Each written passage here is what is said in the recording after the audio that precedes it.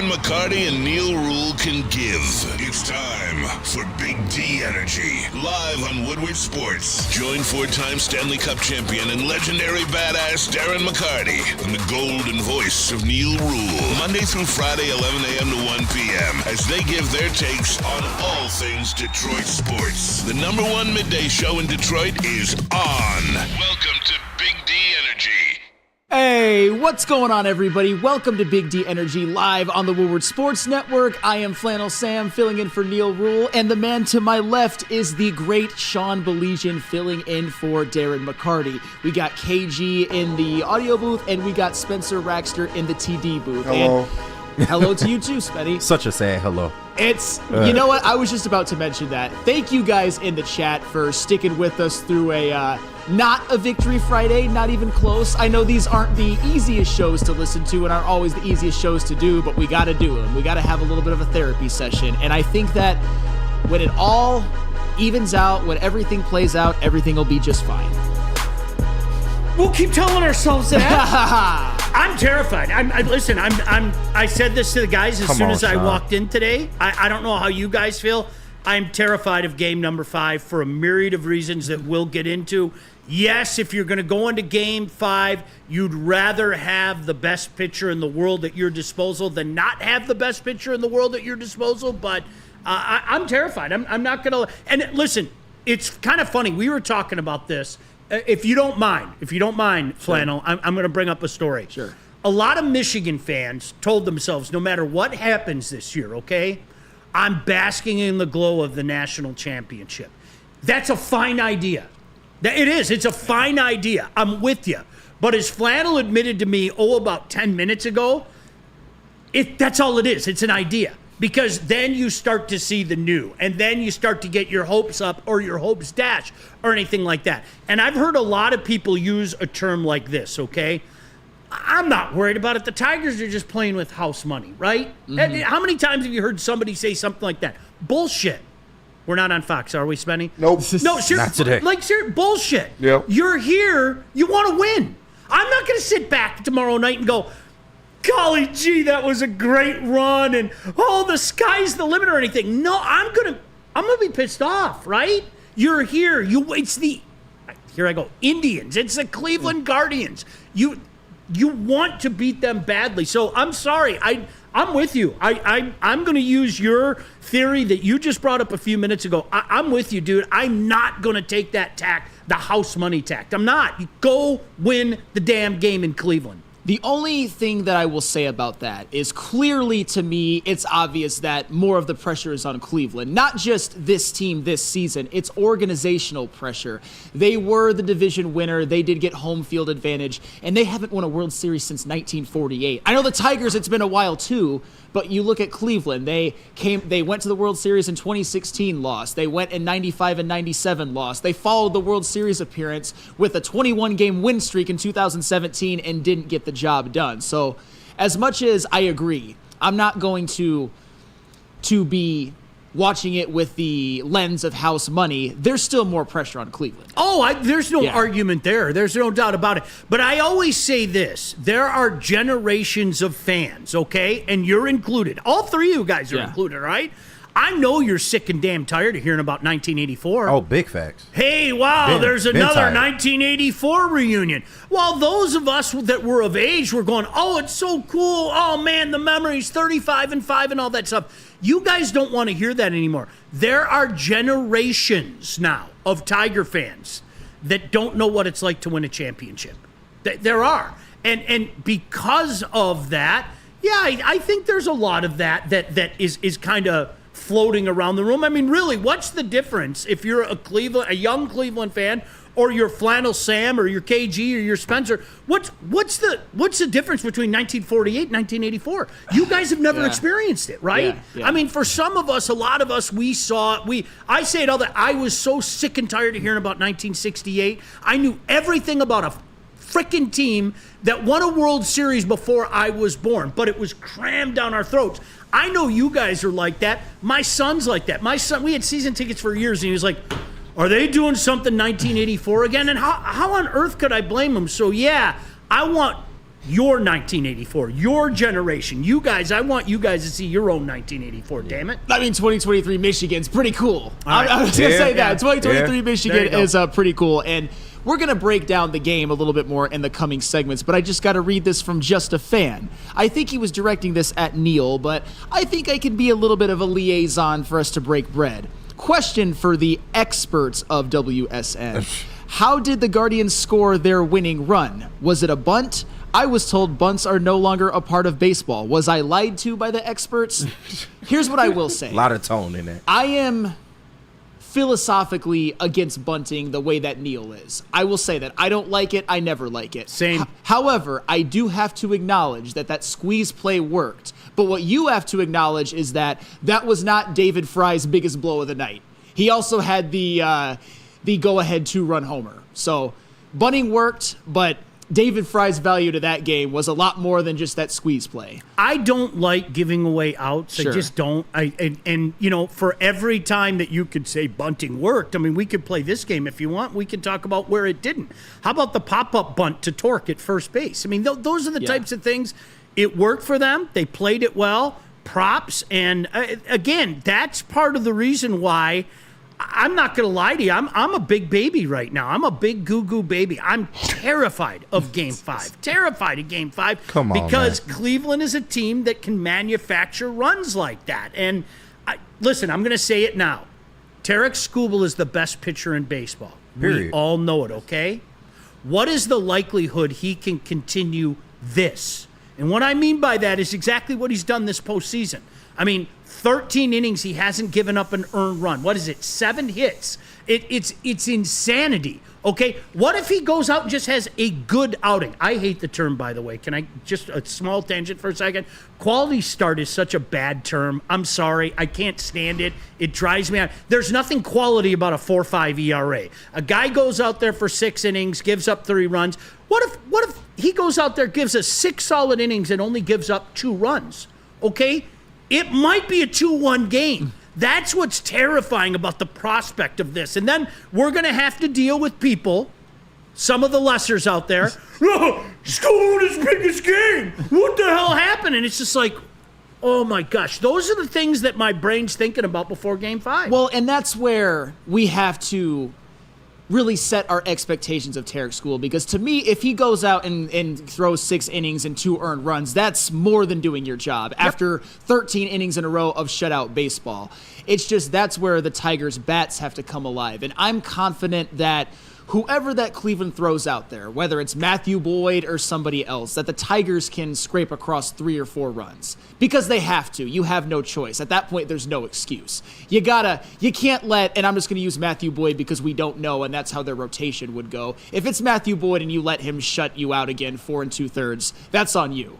Mm-hmm. Matthew Boyd was never good in Detroit, and I talked a lot of crap about him before the start, and he shut me up. But don't let him do that again. No way. It's Matthew Boyd. It's inconceivable. I mean, but how many times have we seen it this time of year? I mean, Yeah. Brian Cashman and the Yankees. How many more times do you have to see? I mean, this incredible run that the Yankees have had, by the way, which they haven't won a World Series, but how many times have we seen the Yankees go into a series where pitching is their mortal enemy, right? And I mean, we've seen it work against them, and their pitching staff hasn't exactly worked. So I've always sat back and said, nobody tell Brian Cashman that he should probably invest a little bit in pitching, because it always seems like it's their downfall. But this is the time of year everything gets tighter, the weather gets colder. I mean, what do we say in the springtime, Flannel? How many times do we hear, oh, don't worry, Tiger bats will warm up. As the weather warms up, well, guess what? It's October, and it's cold in a lot of these places, and you're just going to have to find a way to grind across 2-3 runs to find a way to win a game, man. Absolutely. And you know what? I'm gonna be a little bit more optimistic when we talk about it in later segments, because I think they can get it done. But did you know that there's a sport called football that's being played right now? Really? Have you heard of it? They play with like a pigskin. They go down the field. It's a 100-yard field. There's passing, there's running, there's blocking, there's tackling. Do you remember that sport? I probably watched less of the NFL game last night than I've watched an NFL game in many, many years. It was like the Tiger game was over, then I was all dialed in with the hockey, and I'm going to flip it out.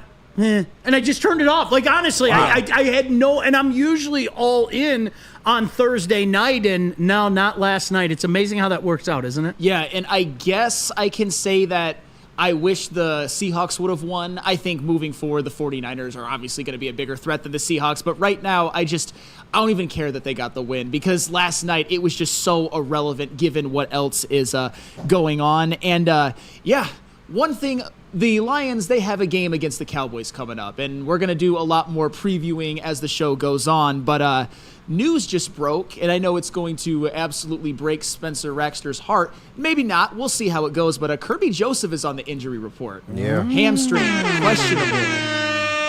Hammies are not to be trifled with, man. It just, time and time. It's so funny because I think a lot of times people, it's no big deal. Yes, it is a big deal. And it can remain a big deal. You know, even if you're cleared, how many times have you seen it? The dude just takes off and takes that first step, and all of a sudden he comes up and is feeling the back of that leg. So let's hope it's nothing serious, but hammies are nothing to be trifled with, man. Of course, I got to get Spencer Raxter's input on this, because you took a Titanic-level victory lap about Kirby Joseph first play the first 4 weeks in the season, and rightfully so, by the way. But at the very least, if Kirby Joseph doesn't play or is hampered, it might hurt the leading the NFL in interceptions run. Yeah, it definitely will. Hopefully he can play. Hopefully it's nothing too bad. Hamstrings are always the thing. And, I didn't even know Kerry got hurt last night. They didn't say anything at the game. Wow. And so on the broadcast, Jake Rogers as well. Yeah, I didn't hear either of those injuries when we were at the game, but Carpenter's was also a hamstring, I guess. Yeah. So, like Sean said, those are nagging injuries, man. You got to take care of them, make sure 100%. You can't go back out there when you're still injured, or they'll just get worse. Yeah, and KG, is a Kirby Joseph potential absence, is that like a difference maker in terms of potentially swinging the game from one side to another?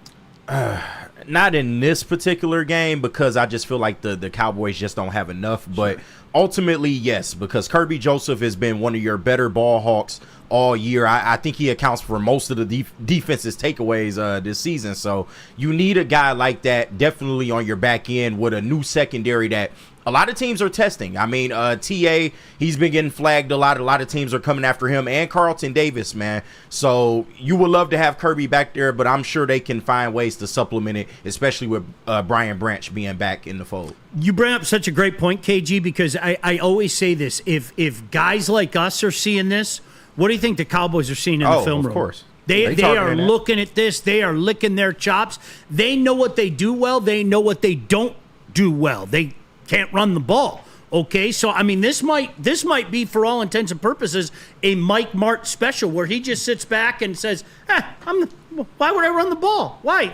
Let's throw the ball all over the place. In a scenario like that, I'm with you. I don't think they have enough. I don't have that fear of the Cowboys.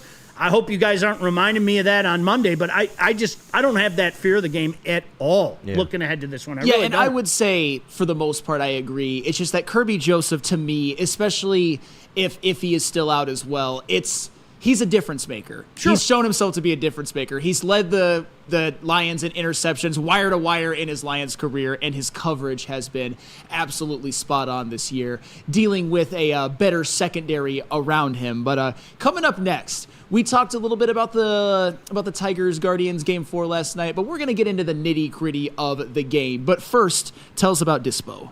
I will tell them about Dispo, because if you want free weed, you got to go to Dispo, because you can get a free $10 with a minimum purchase of $25 or more if you scan that QR code right there on the screen. Dispo Dispensary, they got the best product, they got the best prices. Dispo Dispensary, your local cannabis plug.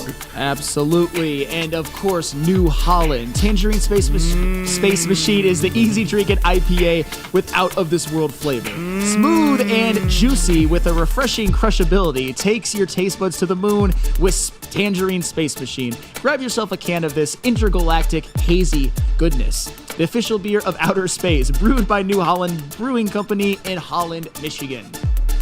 Walk into any Lady Jane's Haircuts for Men today. Open 7 days a week. Sit back, relax, and enjoy precision haircut, scalp massage, hot leather neck shave, and hot towel treatment from one of our talented stylists. Step up your game this season and take advantage of our $20 haircut special. Scan the QR code and get your coupon today. Lady Jane's Haircuts for Men, the ultimate haircut experience. Open 7 days a week. Walk-ins always welcome. Lady Jane's Haircuts for Men. It's wicked awesome. Can't get enough Lions coverage? Make sure you catch all Woodward sports shows every game day. Wake up with Woodward and Maine, giving you the latest insight into the Lions locker room and press conferences. Then join the Lions pregame show, highlighting key matchups, injuries, and what to watch for during the game. Follow all the ups and downs of the live game action with our Woodward Watch Party live on YouTube and woodwardsports.com. After the game, check out the instant fan and host reactions with the Lions postgame show. Every game, it's wall-to-wall, kneecap-biting, high-fiving, chest-pumping Lions coverage. Hell yeah! Only at Detroit's #1 sports network, Woodward Sports. Woodward Sports, let's go. Hey, did somebody say merch? Merch? Hey, merch. You can go to the shop.woodwardsports.com and pick up any of this great merch that we have for you at Woodward Sports. We've got the Campbell and Holmes with election season. I know we would all vote for those guys. We got the Tigers gear. We got Welcome to Detroit. We got the Meat Missile, Jack Campbell. Pretty much everything you could possibly want. Men, women, children, dogs, all love Woodward Sports. Welcome back to Big D Energy live on the Woodward Sports Network. I am Flannel Sam. The guy to my left is Sean Beligian. And yeah, there was a playoff game last night. The Detroit Tigers dropped Game 4 of the ALDS at home to the Cleveland Guardians by a score of 5-4. And Sean, before we talk about Game 5, before we really talk about what this means moving forward, what were your initial takeaways from last night's game? Missed opportunities. A lot of missed opportunities, and those are the ones that kind of tick you off. I'm going to say it again, and you were telling me this morning, Stephen Kwan's a stud, man. So good. He is an absolute, that kind of stud that you begrudgingly, you don't admit it, verbalize it, but in the back of your head, you're going, gosh, damn it, I wish we had a Stephen Kwan. In the meantime, you're cursing his name left and right. But no, a lot of missed opportunities, and that stinks. And I think one thing on a personal level, I think a lot of people were having some fun at the expense of Detroit fans. As a guy who was at all those playoff games in the previous era, and I'm not going to go back and wax poetically about it, for people nationally to question how Detroit fans show up, Spenny, I know you were at the game. It's off the hook, man. It really is. It's some of the craziest nights that I remember being at games happened to be at Comerica Park during the playoffs. So to me, that was good that we had the two games there. But yesterday, and I hope I'm not looking back at this on Sunday morning going, gosh, damn it, what might have been. I hope we're looking ahead to a series against the Yankees. But a lot of missed opportunities yesterday, man. A lot of missed opportunities, and that's what ticks me off. Yeah, there most certainly were. KG, what are your initial takeaways from last night's game?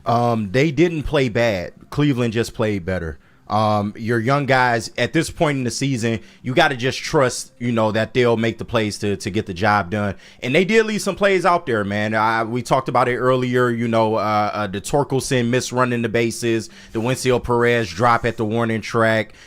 Trey Sweeney had multiple opportunities to break this game open. He struck out a lot. So, I mean, it just is what it is, man. Cleveland is in the playoffs too. So we can't discredit what they've done to this point, but I'm not necessarily worried. I mean, they can bleed like we can bleed, and we've shown that. So you got the best pitcher in the world going in Game 5. This was the whole reason why you didn't pitch Schoolboy in Game 1, so you can have him just in case this happens. So this is best case scenario in my eyes. That man is waiting. Yes, sir. He's waiting. He's The going to be hammer. waiting for the Guardians in Cleveland in Game 5. And a shout out to Matt Broder. I see you in the chat as well. Hope you're doing well. Always good to see you in the chat. But Spenny, your perspective as somebody who was at the game, what are your takeaways from last night's loss? I mean, they weren't getting the hits when you needed them. They didn't, and nobody really stepped up to give you that clutch hit. McKinstry had that home run that was huge. That was probably the clutchest hit of the game, but when you had, like KG said, there was a couple guys, Trey Sweeney, one of them, with opportunities to kind of blow the game open, and they couldn't get the hit when they needed it.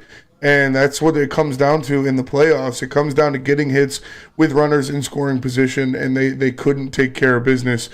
The defense was good, except for like you said, the Wenzel Perez play where he dropped it at the warning track, but then Colt Keith came right back and made a great diving play at second base to kind of make up for that, so they didn't score any runs off of that. But I just you need someone to come through with a big hit. When you're up by one, you got a couple guys on, you need someone to rip a double down the line to make that a 2-3 run lead, and they couldn't get that done. It's a missed opportunities. I think all three of us, it's funny, we all said it in three different ways. Yeah. You know? I mean, honestly, it was. There was a lot of woulda, coulda, shoulda, didn't. And, you know, the magic that has been going on with this team, and there's no other word to use to describe it, okay? I mean, at some point in time, we're all going to have to take a step back and go, how the hell did all of this happen? I don't want to have that conversation yet, but, you know, we're accustomed to, during the course of this last month and a half, having somebody, and pick a name any night. It's almost like, all right, I'm going to pull a name out of the hat. All right, it's Matt Verling's turn tonight. Somebody steps up and provides that magic, and he just couldn't go to that well one more time last night. No, I mean, how the hell did Jason Hayward's line drive land right into the glove of Spencer Torkelson? How the hell did David Fry's land right into the glove of Matt Vierling? Although he made a nice play, still, that's luck, I would say, in some ways. But you know what? Every team that makes a run needs some things like that to go their way. I am not mad at last night's performance. I understand that there are the runners in scoring position, 1 of 11, that can't happen. I mean, you saw it in the first inning when Parker Meadows led off with a double and Kerry Carper and Matt Vierling nor Riley Green could get them in. You don't like to see that. That can't happen, especially if they're going to win Game 5 and then make a run in the ALCS. I understand that, but to me, it's more about Cleveland and what they did. I'm looking at Cleveland. I'm looking at a team that won the division, that has a lot of big-time players themselves, and have a manager who is very good at what he does. And I'm going to start with him. You saw Stephen Vogt get absolutely depantsed by A.J. Hinch in Game 3. But you saw in Game 4, Stephen Vogt didn't panic. He waited to deploy his weapon, David Fry, until the later innings, and then David Fry came through. That was a Stephen Vogt redemption tour. We talk about Jose Ramirez. Jose Ramirez has been one of the best players in baseball for, 5 or so years, and he's always murdered the Tigers. We kept him kind of quiet. He had a big hit. You look at Emmanuel Clase. You saw what happened in Game 2. He had probably the worst outing of his life on one of the biggest stages. And what did he do last night? He allowed a run, but he had a cushion, and he got the save. Cleveland's got some guys who are prideful and who are all-stars as well, and they made plays. And sometimes you just have to tip your cap. As long as the Tigers can win Game 5, I think we can put this one behind us. I'm not mad at the Tigers personally, although they did have some missed opportunities. No, I think mad is something that maybe you revisit it if should they lose Game 5. And again, I don't want to have that conversation today. Thank you very much. I don't think mad is the word that I would use either. Disappointed. You know what it did? It reminded me a little bit of the old days of Tigers threaten but do not score.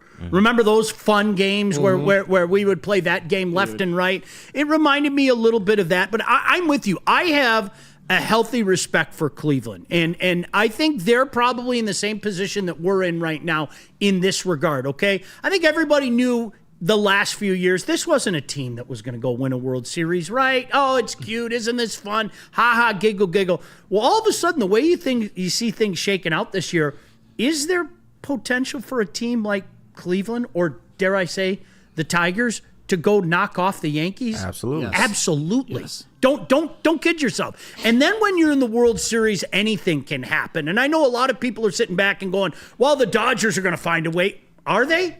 I don't know. I know what they did last night. I know that they forced the Game 5, but I think you know as well as I do, and maybe pitching has kind of been their kryptonite a little bit as well. So this may be that, I don't know, that strange year where everything just kind of comes together and you could see one of those lower payroll teams say, nah, you know what? We did it the right way. We found a way. We scratched out a World Series. I'm not taking anything away from Michigan, okay? Yeah. I want you guys to know this. Yeah.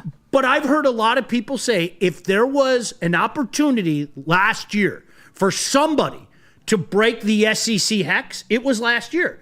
We said it during the course of the year. And again, that's taking nothing away from Michigan. I don't want one human being to make that, conclusion, okay? But we knew Georgia wasn't as hot. We knew that Alabama wasn't as hot. And who else was out there? It wasn't a great Clemson team. So you know what? You saw Michigan jump in the fast lane and pass everybody and win a national championship.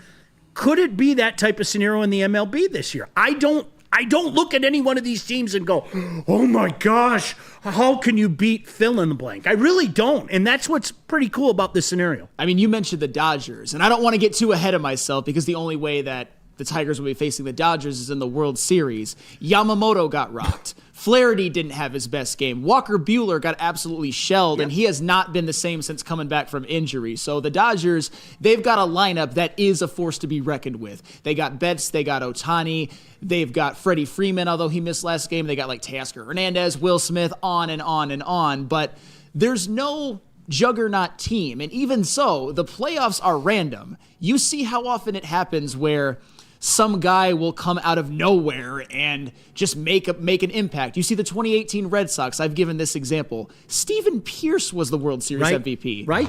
That's inconceivable. But wasn't he out of baseball like a year later too? I mean, it's insane when you think about it. I mean, you've seen what Jake Rogers has done. We've seen what Zach McKinstry has done. Justin Henry Malloy. Just the unlikeliest of heroes have come through. I wish for his sake that we would have got to remember that as Zach McKinstry, a playoff hero game. He certainly did his part. The rest of the team couldn't really pick him up, but it's just the MLB playoffs are a fickle bitch. I'll just say that. And shout out to Hunter Parker in the Woodward Sports chat with the super chat. He says, we've had the same plan the entire time. Win our scuba games and hope we steal one with the bullpen, which they did. You still got, like Sean said, you got the best pitcher on the planet going in the game. So I like our chances. I do. I mean, it's not a guarantee. No. There's no doubt about that. And I think that goes hand in hand with what, Flannel, you were just saying. I love that fickle bitch. Yes. That's the MLB playoffs. When you think you know, you don't know. And the last thing in the world I want, and this is where I'm going to go on the way back machine, okay? Hey, 2006 was a great run. Memories forever. 2011, 2012, 2013 will haunt me till the day I die because of what happened in 2014. You don't know how many kicks at the can you had, and that was the team. 2013 was the team. That was the series against the Red Sox, and they didn't do it. So now when I look back at all that stuff, guys, like honestly, I don't have the wonderful, warm, fond feelings that I had while it was going on. I look at it and go, missed opportunity. That was the shot for the Tigers to get their World Series because I'm sorry, I'm going to keep saying this to all the people out there whose brains work in a linear fashion. Oh, don't worry, guys. Look what this young group did. We said a lot of that shit in 2006, and it took that team 5 years to get back to the playoff. And it wasn't that core in 2006 that let them. They had to go out and spend a little money and get some guys to help push them back over the top. So that linear thinking, it doesn't really apply when you're talking about the Detroit Tigers in Major League Baseball because of that fickle bitch. It is a fickle bitch. And I got to respond to somebody who's popular amongst the chat, but I can't stand this MFer. Robert Colosia. Robert bleeping Colosia. On and on with what? The balance of this Dodgers roster is crap. Flannel has no clue. This is painful. All right, I'm out of here. Yeah. Guys, I'm going to court. Have a great weekend. Go Pods and Tigers. I'll tell you what, you're just mad that the Dodgers are about to eliminate your bitch-ass Padres in the playoffs. That's what you're mad about. I mentioned Shohei Ohtani, Freddie Freeman, Mookie Betts, Will Smith, and Teoscar Hernandez. I'm sorry if maybe they have some 6 through 9s like Gavin Lux, who maybe is a little bit questionable. I'm not going to apologize for saying that the Dodgers have a really formidable lineup. Sometimes that's all you need. You're just scared and you're upset that the Dodgers are going to eliminate the Padres. You're just sad that your team couldn't get it done at home, and that Dodgers lineup put 8 runs on the board against Dylan Cease. Bye, Colosia. You can come in here during the Neil and DMAC days, but you can say the F out during my shows. I'll say this. Talk your I shit. still value that you're a listener. I'm glad that you're here, but I'm also want you gone. No, you don't. Right. No. Just go all the way. Don't go 95% of the way. Go all the way. No, Colosia's worse than Cats, and it's not close. Okay, Colosia's worse than we're Detroit at 97% supremacy. now. He's worse than Detroit supremacy. No, He's worse than you bring up a great point though. Okay, it's not when you're talking about, you named all those names. Okay, and Hernandez is incredibly underrated, by the way. Yes. All right, this isn't like the Astros 6 through 9. I mean, we talked a lot about it during that series. KJ, I know you and I did. Yep. The Astros 6 through 9 was ass. It really was. They don't have those names to help. This wasn't the Astros of years gone by where, oh my gosh, look at Abreu raking and Bregman's raking and all that. This wasn't that scenario. The Dodgers 1 through 6 can allow them to have a shitty ass 6 through 9. I mean, make no mistake about that. That's not a real good comparison in my mind. No, and for the record, I mean, Gavin Lux is actually playing pretty well this postseason. So you're really nitpicking that I'm saying on and on about the Dodgers when your top 5 is that good. And like I said, Tommy Edman, he's not great, but he can pop off. You never know. Gavin Lux has been fine. Max Muncy, another one, has had a lot of big postseason moments. Has he been a good average guy throughout his career? Absolutely not. But Max Muncy is more than capable of hitting some clutch postseason home runs. But anywho, enough on the Dodgers. I just had to get my shit off when it comes to Robert Colosia. That's fair. Goodbye. Woodward in Maine. We got to talk about the pregame show. Hey, Detroit, on game day, wake up with Woodward in Maine, your source for all the insider information on the defending NFC North champions, your Detroit Lions. With insight from Detroit sports media legend Terry Foster and rising star Matt Broder. Get ready, Detroit, every Sunday, 8 to 9 a.m. Woodward in Maine, brought to you by Tangerine Space Machine, Taller Your Local Long Drink, Sabbath Coffee, and Tullamore Dew Irish Whiskey. And then, of course, we've got to talk about Caesars 100%. Caesars Sportsbook, where you go for all of the best bets. If I told you you could place any bet up to $1,000 and if you lose, you get that bet back, would you think I'm crazy? A little bit. Not crazy. Scan this QR code, enter the code Woodward1000, and if your first bet doesn't hit, you'll get your deposit bet back up to $1,000. That's right, up to $1,000 back just for giving it a shot. Minimum bet just $20. Download the Caesars Sportsbook app today, the official sportsbook of Woodward Sports. Use code Woodward or scan the QR code on the screen.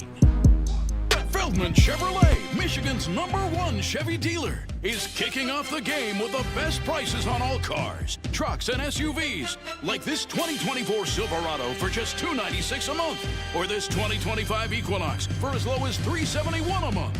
Our locations in Novi, Highland, New Hudson, Livonia, and Lansing means we have the perfect Chevy right in your backyard. Get the home team advantage every day at Feldman Chevrolet, Michigan's #1 Chevy dealer. The countdown to kickoff is here. Your Detroit Lions are ready for another season of grit. Woodward Sports is your #1 destination for all breaking news and Lions coverage. We are Detroit's #1 sports network. We are Woodward Sports. Enough Detroit sports. Make sure you listen to Ermanni and Edwards with Maz next, 2 p.m. to 4 p.m. on the Woodward Sports Network. 1800 Tequila is the official tequila of the Woodward Sports Lions watch parties and post-game show. They are also a proud partner of the Detroit Lions. The smoothest taste in tequila is 1800 Tequila. Make sure you enjoy some on your next game day, but please drink responsibly. Welcome back to Big D Energy Live on the Woodward Sports Network. It is a Flannel Sam and Sean Belegian show. We did a couple in the summer, and it feels good today, man. And you had mentioned before that you had a bad feeling about Game 5. Not that you were saying for sure that they were going to lose, but that you had a healthy, I don't want to say fear, but just apprehension when it comes to the Game 5 matchup, even though Tarek Skubal is going on the mound. It's because of the Cleveland Indians and all the reasons that we brought up earlier. Honestly, this is a team that scratches things out. And I hope people listen to you. I thought you brought up a great point, like talking about especially the World Series. I mean, do you guys remember who won the MVPs against the Tigers? David Eckstein, Pablo Sandoval. Crazy. You had a little fella, right? Yeah. All 4'2" of them. Was it? Somebody fact check me. I think David was 4'2". He was 4'2". And you had the fat panda. Yeah. Like honestly, I mean, and Steve Pearce's. I had to fact check myself during the break. Steve Pearce was out of baseball, done, over 6 months later. dude. Over. Not 6 months of baseball time. Not Yeah. 6 months of baseball time. 6 months later. His last at bat, his last appearance in the major leagues was in May of 2019. The dude that won the MVP 6 months earlier. I mean, it's batshit crazy stuff. And that's the type of stuff that we see time and time again. Guys stepping up. You know, hey, listen, doing a suicide bunt. Doing something, you know, making that big play in the field, whatever the case may be. And again, guys, I'd rather take my chances with the best pitcher in the planet. But can he go all Oral Hershiser? Kids, look him up. Can he go all Oral Hershiser and continue this incredible streak of scoreless innings? That's a huge question. It's right. It's not supposed to happen. It's inconceivable, even with this being October. But he's going to have to do it, man, because honestly, this is a type of game. Would it surprise anybody if this was a 2-1 game? It wouldn't surprise me in any way, shape, or form. As I said with the playoffs being a fickle bitch, I'll give you another one for unlikely World Series MVP. The 2021 Braves. Ronald Acuna was out for the postseason. Have no fear, Jorge Soler is here. What the, like, it makes no sense. I understand. But that's why sometimes breaking down these games logically is a losing effort. But I'm going to do my best here because Tarek Skubal, am I calling for him to throw a 9-inning shutout or even a 7-inning shutout? Please? Right. Go all Jack Morris, please. I would love it, but just once, please. Thanks.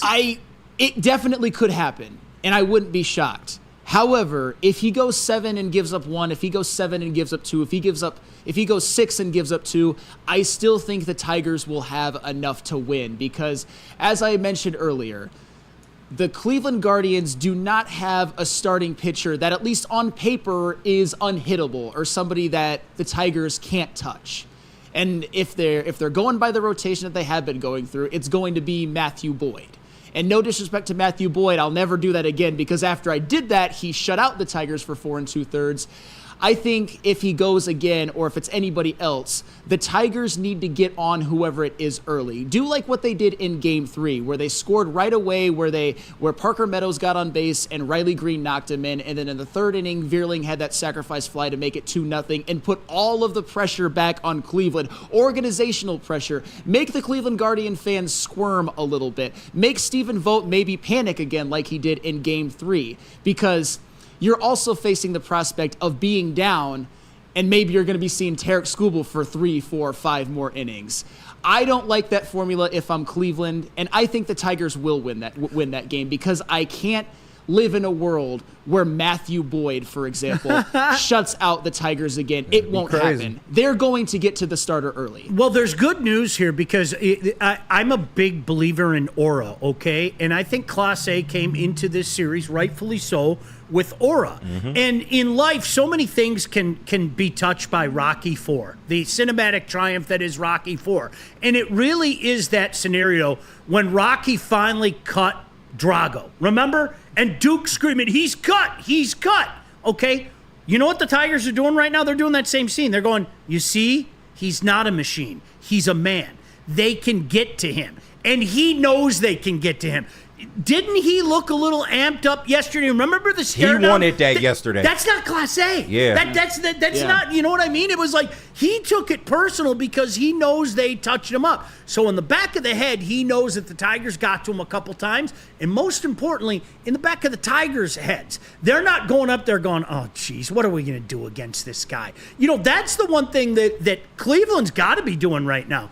All right, this Skubal guy, he's owned everybody. Look what he did to us in his appearance. That aura is still there. That in the back of their head psychological effect is still in play. It's not there with Class A. So that, you know, those are all factors that lead me to say, I'm with you. Listen, I'm not a betting man. I think the Tigers win, and I'm not saying it with my heart. I'm trying to say it with my head. But in the interest of being fair, and I take my job very seriously, I've always tried to be fair, the big question is, as you said, can Matthew Boyd do what he did? I don't know. The law of averages say no. Can Skubal keep this up, and I'm not talking about greatness. I'm talking about unconsciousness, okay? Not giving up a run in the postseason, your first 2 postseason games, goes beyond being great. It's unconscious. It's unfathomable, okay? Can he keep that up? I think the answer to that is also a no. Well, I can't see it. Well, that's where you have to measure, what do we need from Skubal? Do we need him to be unconscious, or are we going to be okay with him just being normal great? Mm-hmm. And that's the whole crux of it all. And I'm glad you said that about Emmanuel Clase, because this season, one of the best closer seasons I think we've ever seen in the regular season. But you even saw last night, Justin Henry Malloy, who has been an absolute revelation this playoffs, by the way. Unbelievable. That wasn't even a favorable matchup for him. They were using him to hit against lefties, but he just ripped a double to left field off of Emmanuel Clase. Unfortunately, the Tigers weren't able to tie the game. They were only able to manufacture in that one run, but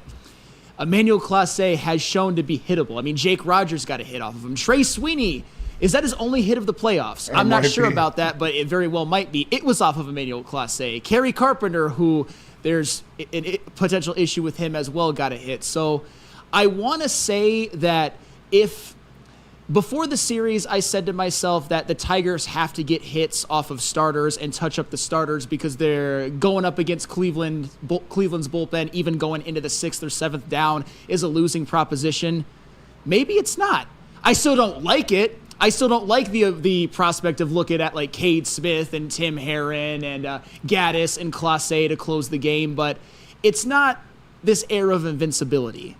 Well, and I think conversely, you know what? And both sides of the coin, Bo Brisky. The magic that Bo Brisky had, I think a lot of people, and it was funny, somebody kind of gave him a little bit of a hassle on social media yesterday. I'm like, are you kidding me? Like, knock it off. You can't say enough about what Bo Brisky has done. He got zeros the whole postseason. Right. But you know what? You have to start asking yourself, okay, the way that AJ has done it is incredibly admirable, but are some of these arms maybe getting taxed? I mean, I think it's a fair question to ask. To ask the same guys to come out there and pitch as much as they pitch. Is that part of the process? I don't know the answer. I'm not going to pretend to know the answer, but I think it's a fair question to ask. Well, I'd say that it's fair, and before I get to that, I want to read this. This is from Larry Roberts. So has Perez. Sam Flannel. Perez has been good in the playoffs as well. Yes, he has been, and he was great last night. And he's been another one that's come up with a lot of big plays, and who knows, maybe he's staking his claim for a role in this team in the future. But yeah, it's going to be tough, but at the same time, I think that the Tigers are going to win. Not trying to be overly confident or too confident, but you got Skubal going up. Skubal has managed to take it to another level. He was the best pitcher in baseball all season. He won the pitching triple crown, and he made absolute light work of Houston and Cleveland in his first 2 starts against them. I'm not saying he's going to pitch a no-hitter. I'm not saying that he's going to go 8 scoreless necessarily, but he will do enough. It's just can the Tigers manufacture 3 or 4 runs? I think if they get 3 or more, they win. We've never seen anything like this. I hate overstatements, okay? I think the media business has become chock full of stupid overstatements where people sit back and go, this is the greatest I've ever seen. That's the greatest I've ever seen. I think we get completely dragged down with that type of bullshit minutia. However, do me a favor. Find me the last Tiger starter that had the type of year that he had, okay? And then went next level once the postseason started. Because even Justin Verlander, when Justin Verlander was Rookie of the Year in 2006, he didn't go into the playoff, if you look at his outings, and look like that unhittable Justin Verlander. Now, Justin Verlander, look at his numbers in 2013. He was sickening. It was gross. He had a lower ERA than his whip. I mean, it was fake stuff. That's how good he was the last month of that year after a lot of people were questioning aloud, oh, is Justin Verlander shot? Last month of the season, he went crazy, and then in the playoff, he went unconscious. But the problem that I have with this, and this is why I bring it up, Flannel Sam, one mistake against the Boston Red Sox and Mike Napoli. One mistake. Yeah. One bad pitch, and it landed 7 freaking feet behind me out in the outfield, okay? And the Tigers lose that game 1-0. You know, Those are the things that I worry about. When the screws get tightened, man, those are you make one mistake and it could be the game. Yeah, and I got a little sidetracked there. I apologize. You were talking about Bo Brisky and that he's been absolutely lights out, and then he made one bad pitch. And you could argue if there's one guy that maybe shouldn't have been in there back-to-back days, you could have. Brant Herter was obviously number one, but number two on that list could have very well been Bo Brisky because he threw 2 innings the night before. But I also, as much as you want to talk about Bo Brisky making a bad pitch, David Fry's an all-star. I know that David Fry may have been a little bit of a fake all-star and kind of more of a platoon bat, but sometimes big-time players make big-time plays in big games. And this goes to exactly what we're talking about. Just one mistake can make all the difference in the world in a game like this. I've seen it happen way too much in the playoff, man. Just one mistake. And but again, Scooble, we're talking about something that is Detroit Tiger fans. We haven't seen anything like this, man. We haven't, like, seriously. As lights out as some guys were at playoff time, not like this. Come on. No. 6 innings, no earned runs. It's 7 hits total, if I'm not mistaken. It's insane. Yeah. Can he do it one more time? He's going to have to do something close to it, honestly. He very well might. Or the Tigers' bats explode. We shall see. I'd probably bet more on Scooble. But maybe both. We shall see. But unfortunately, there was another team that lost last night. The Detroit Red Wings. We're going to break down the first game of the Red Wings season when we come back. But first, tell us about Lady Jane's. I will tell you about Lady Jane's, because Lady Jane's, you can right now get a $20 haircut. Where else are you going to get a haircut for $20? You can scan that QR code right in the corner and get your coupon for a $20 haircut. Also get a hot leather neck massage, a scalp massage, a hot towel treatment, all of that wrapped up into one thing called the King's Treatment, if you'd like. Lady Jane's haircuts for men. Walk-ins are always welcome. You can sit down, relax, and let one of their talented stylists take care of you. Lady Jane's haircuts for men, open 7 days a week. Walk in anytime. It's wicked awesome. Prove that you can get just as strong at Planet Fitness. We're seeing if people can tell the difference between our 75-pound dumbbell and a 75-pound dumbbell from an overpriced competitor gym. Okay, the old flick test, that never fails. There's literally no difference. Plus, you can save $28 or more when you join today. Wow. Why would I pay more to lift the same weights? It's the Planet Fitness Strong Choice Sale. Save $28 or more. Join for $1 down, $15 a month, cancel anytime. Deal ends October 10th. Planet Fitness. Light price, strong choice. The countdown to kickoff is here. Your Detroit Lions are ready for another season of grit. Woodward Sports is your #1 destination for all breaking news and Lions coverage. We are Detroit's #1 sports network. We are Woodward Sports. Game is won in the trenches, and our big fellas don't mess around. The Woodward Heavyweights on Woodward Sports. Have you ever thought about volunteering but didn't know where to start? Start with the Salvation Army's Red Kettle campaign. Visit registertoring.com to sign up for shifts. You'll have the option to choose a 2-hour session at a physical Red Kettle site or participate in virtual bell ringing shifts to raise funds from the comfort of your own home. Virtual bell ringers can sign up and begin raising funds at any time. Traditional bell ringing will begin Friday, November 7th and runs through Christmas Eve, excluding Thanksgiving and Sundays. To sign up for volunteer shifts, visit registertoring.com.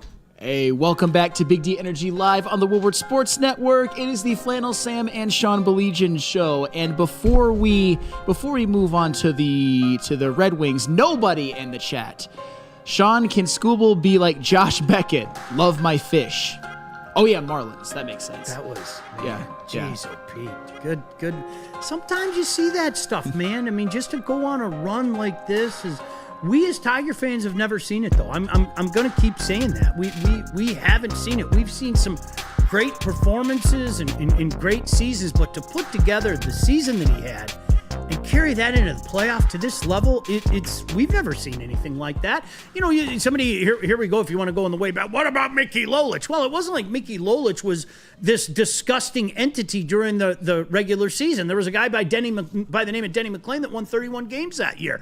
But when Mickey Lolich had to up his game, and the dude went out and won 3 World Series games. I mean, give him his flowers for that. But to have this This is insane. To have the season he had, he is the Cy Young Award winner, okay? He is. No disrespect to Clase. I think any other year, you probably could make a good argument for him. I don't think you can this year. Flannel, I don't know what you think about that, but to come out and pitch goose eggs in his first two playoff games, it's insane. There's nothing to compare it to. It's insane. Clase would be second on my Cy Young ballot if I had one. Yeah. On a lot of other seasons, he might win it. Yeah, he might win it. Yeah. But Tarek Skubal, though, it also speaks to Tarek Skubal was the best starting pitcher in the American League by far. Not even close. There wasn't even another competitor. But speaking of there not being a competitor, the Red Wings weren't really one last night. Jeez. They dropped their home opener and their season opener 6-3 to the Pittsburgh Penguins last night.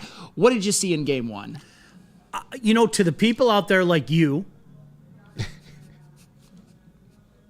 see the pause for effect? Yeah, the pause. Do you see the pause for effect? To the people out there like you, have at it. Seriously, I went on record and I say this. Darren's not here, so I don't have to worry about him punching me. I'm not sure they're a playoff team yet. I still think that Steve Yzerman's doing it the right way. I still think that there's a big difference between getting into the playoff and getting smoked in the first round and being legitimate and ready to make a run. To the people out there like you, Flannel, this is your day to yell and scream and curse and do whatever you need to do, because that team sure looked a hell of a lot like the team that I saw last year.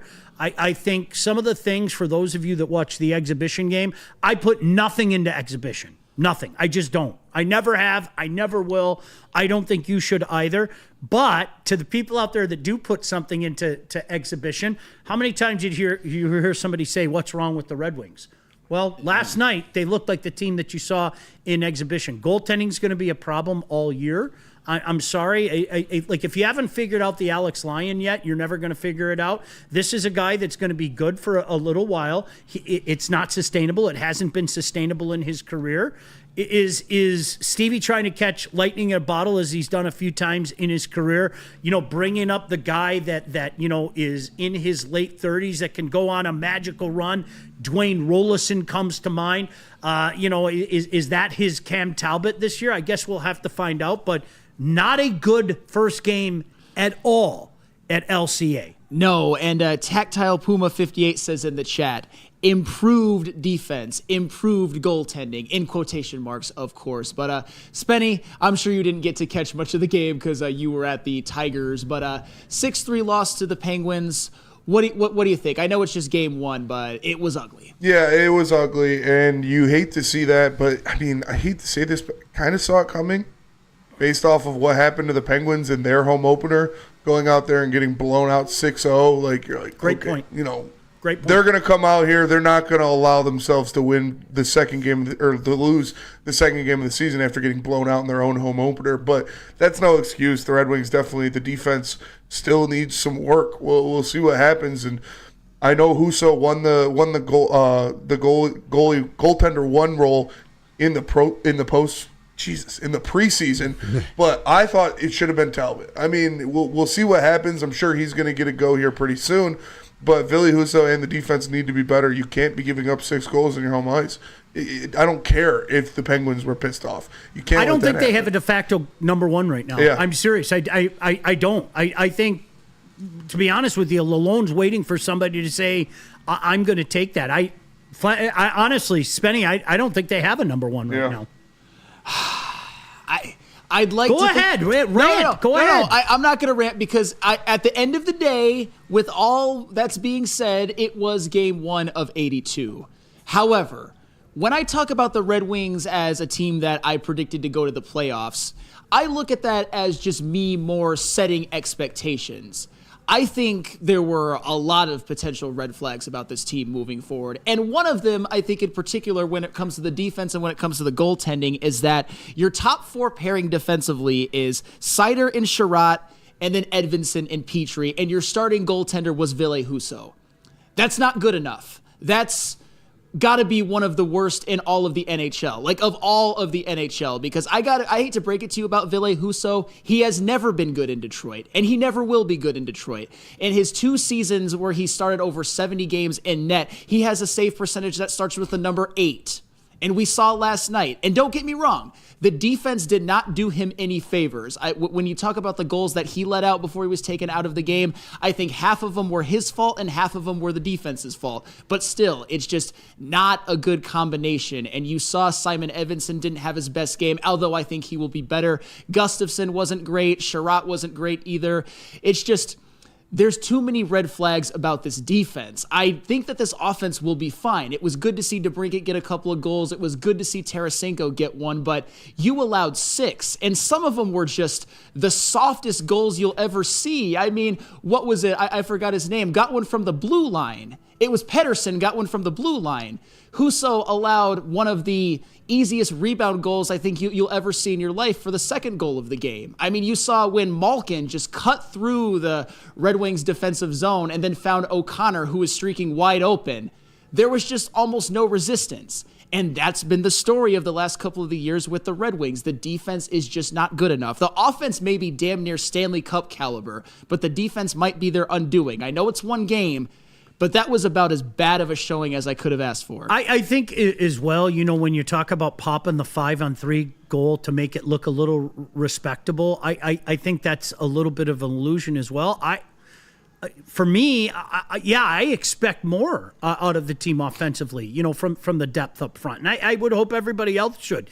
Spenny, I thought you brought up a great point. This is not a good Penguins team, okay? No. This is not a team that's going to make the playoff. I think they're in that same category maybe as Detroit, where I think that they would need a lot of help to get into the playoff. But they were embarrassed like the night before. They were embarrassed. So you expect them to bounce back. You see it every night in the National Hockey League. I think the Bruins last night, the same thing happened. Florida jumped on them. They were going to jump all over Montreal, who didn't give up a goal in beating Toronto. That's the National Hockey League. Things like that are going to happen. I'm actually proud of you, Flannel. Here I thought you were going to rant and rave and call for heads and everything. No, really. Seriously. I was like, I dread listening to this. You never know. But you know what? It's game 1. Yeah. Big deep breath. Let's see what happens. But listen, the problems are real. Like we have to acknowledge that. The problems are real. They're not there yet. And it sucks for them to be in this division. I know I sound like a broken record. This division, to use a word from you, is a bitch. It really is. Buffalo, obviously the 0-3 start, but they've got a hell of a lot of talent. You never know what you're going to get out of Ottawa from night to night. Montreal, Montembeault was unbelievable in shutting out the Leafs in game number 1, and they have so much young talent up front and on their blue line, but you know how it is with young talent. Tampa isn't going anywhere yet. I'm going to quote Neil Rule. He said they've begun their initial descent. Yes, but they're still a viable team. And then you got Boston and Toronto and obviously defending Stanley Cup champion. So there's no rest in this division. Every one of these teams can come up and pop you. And that's why I think the Red Wings are going to be hard-pressed to make the playoff this year. I really do. And people are going to lose their shit. And like you said, Sean, before we go to break, this is not a good Penguins team. I agree. They're not going to be a team that's contending, but they still have 2 guys who were 2 of the top 10 NHL players the past 20 years. Like, when you have Malkin and Crosby out there that just got embarrassed at home, they're going to be pissed off, and they're still, those old cats still got some tread on the tires. They can go out there and single-handedly kind of win some games, and I know the Red Wings defense didn't help in that at all, but it's still, you got to watch out for those guys. You poke the bear, and the guy next in line is going to feel the rush of it. So hopefully I don't know if you guys know this. I am a charter member of the Sidney Crosby fan club. Yeah. I absolutely love Sidney Crosby. And the funny thing about it, I hate to go snob on you. I'm going to go hockey snob on you. Anybody who's watched the game, anybody who's played the game feels the exact same way. He is complete. He is absolutely complete. He is one of the best players you'll ever see. Period. He's the greatest player of my generation. I tell young kids all the time, you want to know how to play hockey? Watch that guy play a shift. Yeah. All the little shit he does, he is fascinating. I know I'm supposed to hate him. I get it. No, I'm supposed to hate him. You got to respect it, though. But from like a fan standpoint, like that's how you play the game. That guy, 200 feet, Phenomenal. Absolutely phenomenal. He's one of the best players you'll ever see in your life. I know you're all going to shit on me for saying that, but I'm never going to back down from it. He's one of the best players you'll ever see in your life. You're right. That is absolute facts. And I think most people recognize that. They just don't like him for other reasons. Maybe they don't like his demeanor on the ice. Maybe they don't like His whininess. Yeah, right. No, and that's 100% fair. And, some will never forgive. When Jimmy Howard put him in a headlock, that was one of my favorite memories as a Red Wings fan. But fair, yeah. He's getting older now. You got to tip the cap to the guy. He's been the best player in the NHL for 10 years. He's getting older now. They're giving him his flowers. Yeah. I mean, I know this isn't a perfect comparison, but Sidney Crosby, he's LeBron. LeBron is Sidney Crosby, as hyped as you can possibly be, and has lived up and even, I would say, been better than the hype, which Crosby's was massive. And you know what? It's actually, we didn't like to see him last night because obviously his team beat the Red Wings, but it's good to see him still making an impact in the NHL after all of these years.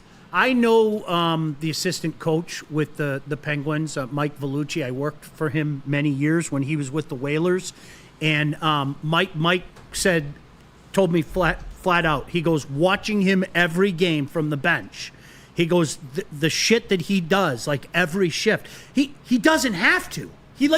Your legacy is set, dude. You're going to be one of the greatest players forever and ever and ever. Every shift, every night, that dude goes 200 feet. And to me, that's what separates the guys, a guy like that, from the pack. Here, I'll give you an example. You know what? Who would I go to war with? How about Panarin? He had 110 points last year or whatever with the Rangers, right? Yeah. I'll take Sidney Crosby every single day and 3 times a day during the playoff than a guy like that. Because you know what? I know there's a real good chance that he's going to be in the neutral zone, winning a puck battle or deep in his own zone, and Panarin's going to be doing circles waiting for an outlet pass out of the defensive zone. Give me that guy. You take the 110 points. I'll take what Sidney Crosby gives me on a night-in, night-out basis. Am I wrong for saying that on some level Panarin and this went together a little bit? The Reggie hands? A little bit. Just a little bit. I mean, the Rangers as a whole did, but Panarin, he did not show up. He at least was below his standard. I think that's fair. Floater! I'm sorry. I had something in my throat. Jeez, that was weird. Yeah. I'm sorry. If you're a Rangers fan or even a Penguins fan and you have high hopes for the season, you might want to get some insurance because Swiss can help you with that.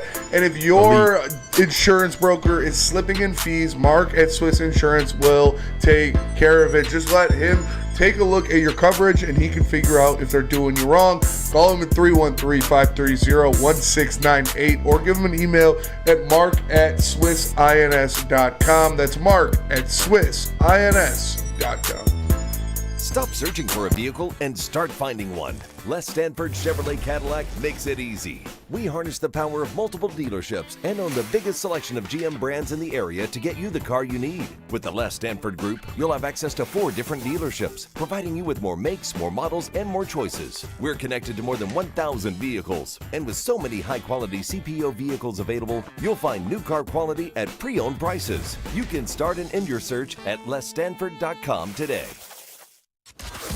Can't get enough Lions coverage? Make sure you catch all Woodward sports shows every game day. Wake up with Woodward and Maine, giving you the latest insight into the Lions locker room and press conferences. Then join the Lions pregame show, highlighting key matchups, injuries, and what to watch for during the game. Follow all the ups and downs of the live game action with our Woodward Watch Party live on YouTube and woodwardsports.com. After the game, check out the instant fan and host reactions with the Lions postgame show. Every game, it's wall-to-wall, kneecap-biting, high-fiving, chest-pumping Lions coverage. Hell yeah! Only at Detroit's #1 sports network, Woodward Sports. Woodward Sports, let's go!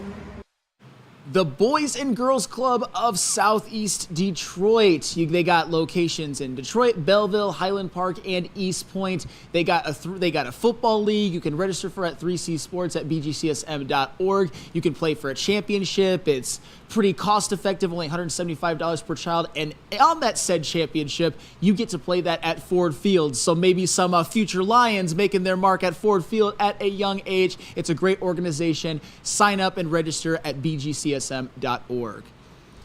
All right, cruising on into the second hour of Big D Energy. And who would have thought that this is the Lions playing the Cowboys this Sunday at Dallas in the most anticipated season of our lifetimes, and they don't even get to be talked about until the second hour on the Friday show.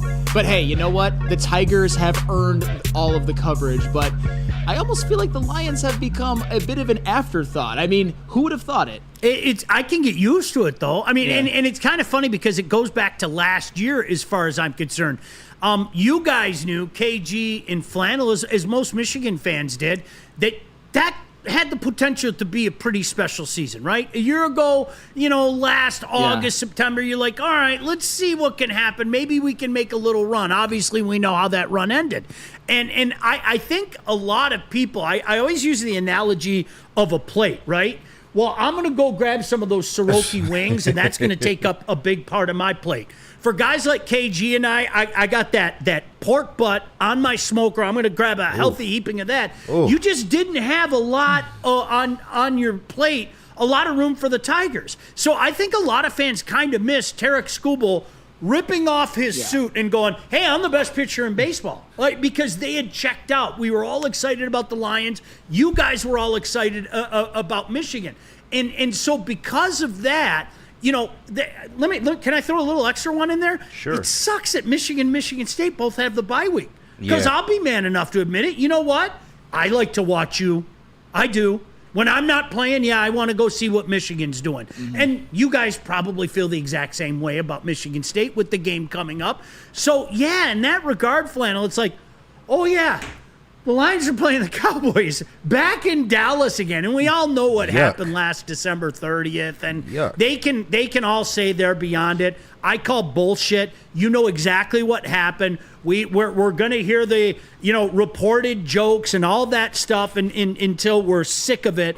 These guys want to beat the Cowboys. They know what happened last December. Make no mistake about that. Oh, they most certainly do. And for the reasons that we haven't talked about them probably certainly as much as we would Lions games in recent years, last year and the year before even. Where are you at with this Lions team? They're 3-1. They're unfortunately in what looks like one of the toughest divisions in football. I mean, the Vikings are 5-0, the Packers are 3-2, the Bears are also 3-2. They're all over 500. But where are you at with this Lions team a quarter of the way through the season? I'm going to sound smug, but I'm going to say it anyway. They're the best team in the NFC, and I don't hesitate saying it. I don't. Congratulations to Minnesota. You look legitimate. It was funny, Flannel.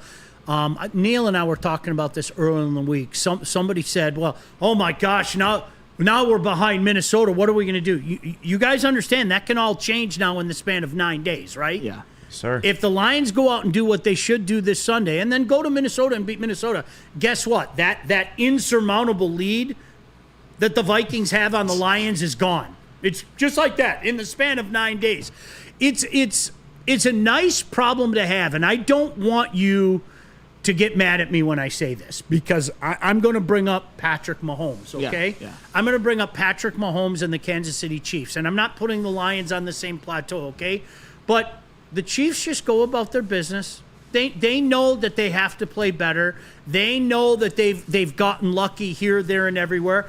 It's a nice problem to have when you can win games and go out there with your B- effort. Go out there with your C+ effort. Do I want to see him put together that whole 60 minutes? Of course I do. Of course. We all do, right? But this is a Lion team that has gone out there and found a way. And obviously last week was a little bit more of what we expect from this football team. But when you can go out there and win more often than not when you don't have your A game, I think there's a confidence that grows from that. I think the Kansas City Chiefs are the poster child for that. Ooh, what's going on with Patrick Mahomes? How can you ask? Like, you know when the opportunity presents itself, he's going to go out there and do Mahomes things. And to Jared Goff's credit, he went out there and did Jared Goff things his last game out. So I don't hesitate, guys. I don't know about you. The Lions are the best team in the NFC until, well, the Minnesota Vikings knocked them off. How's that? Sound good to me. I mean, we'll see about that. But KG, I was going to just ask you the general question like I asked Sean, but are the Lions the best team in the NFC? I mean, it's hard to argue. Who would you really put over the Lions right now? Besides, okay, the Vikings, fine. Yeah. But they are on a bye week this week, so you're going to get them undefeated when you face them. So we'll find out who's the best team in NFC North soon enough. But there's no other team that you really put above the Lions at this point. I agree. The only reason when we've done power rankings that I've put the Vikings ahead of the Lions right now is because the Vikings have earned it with their play. Yeah, they got good wins. Yes. Do I think that the Lions are a better team? Absolutely. Do I think they have a really good shot of going into Minnesota and winning? 100%. I would bet on them, for the record. I'm not going to, but I would if I felt like making a bet that day. The Lions, you most certainly can argue, are the best team in the NFC. Spenny, what say you? Are the Lions the best team in the NFC? Yeah, I think they are. The Vikings have been the most impressive team in the NFC so far with the wins they've had over San Francisco and over Houston. Those were both big wins. But, yeah, when it comes down to it, I look at the Lions roster, and it is better than anybody else in the NFC. I fully expect them to go into Dallas and just absolutely curb stomp the Cowboys. Like, I think this is going to be an ugly game. And I wouldn't be surprised if Jared Goff went 19 for 19 in this game. I'm not even joking. They're going to be without Micah Parsons, DeMarcus Lawrence, and Marshawn Nealon. They already can't stop the run to save their lives. The Lions are going to absolutely manhandle the Cowboys. I think it being only a 3-point spread is extremely disrespectful. Guys, you know who I fear most in the NFC right now? And I'm not even joking. It's Washington. I'm sorry. We all know what the NFL is today. It is what can your quarterback do to the opposition and how can you get after their quarterback. What Jaden Daniels is doing right now, I don't think enough is being said about it. A rookie shouldn't be playing like this. He shouldn't be. I mean, I watch rookies do dumb things over and over, and that's why when people wanted to crown the fucking Bears during the offseason, fuck the Bears, by the way. Fuck the Bears. When they wanted to crown the Bears in the offseason, one of the first things that I said is, I don't care how good this kid will eventually be, rookie quarterbacks do dumb things.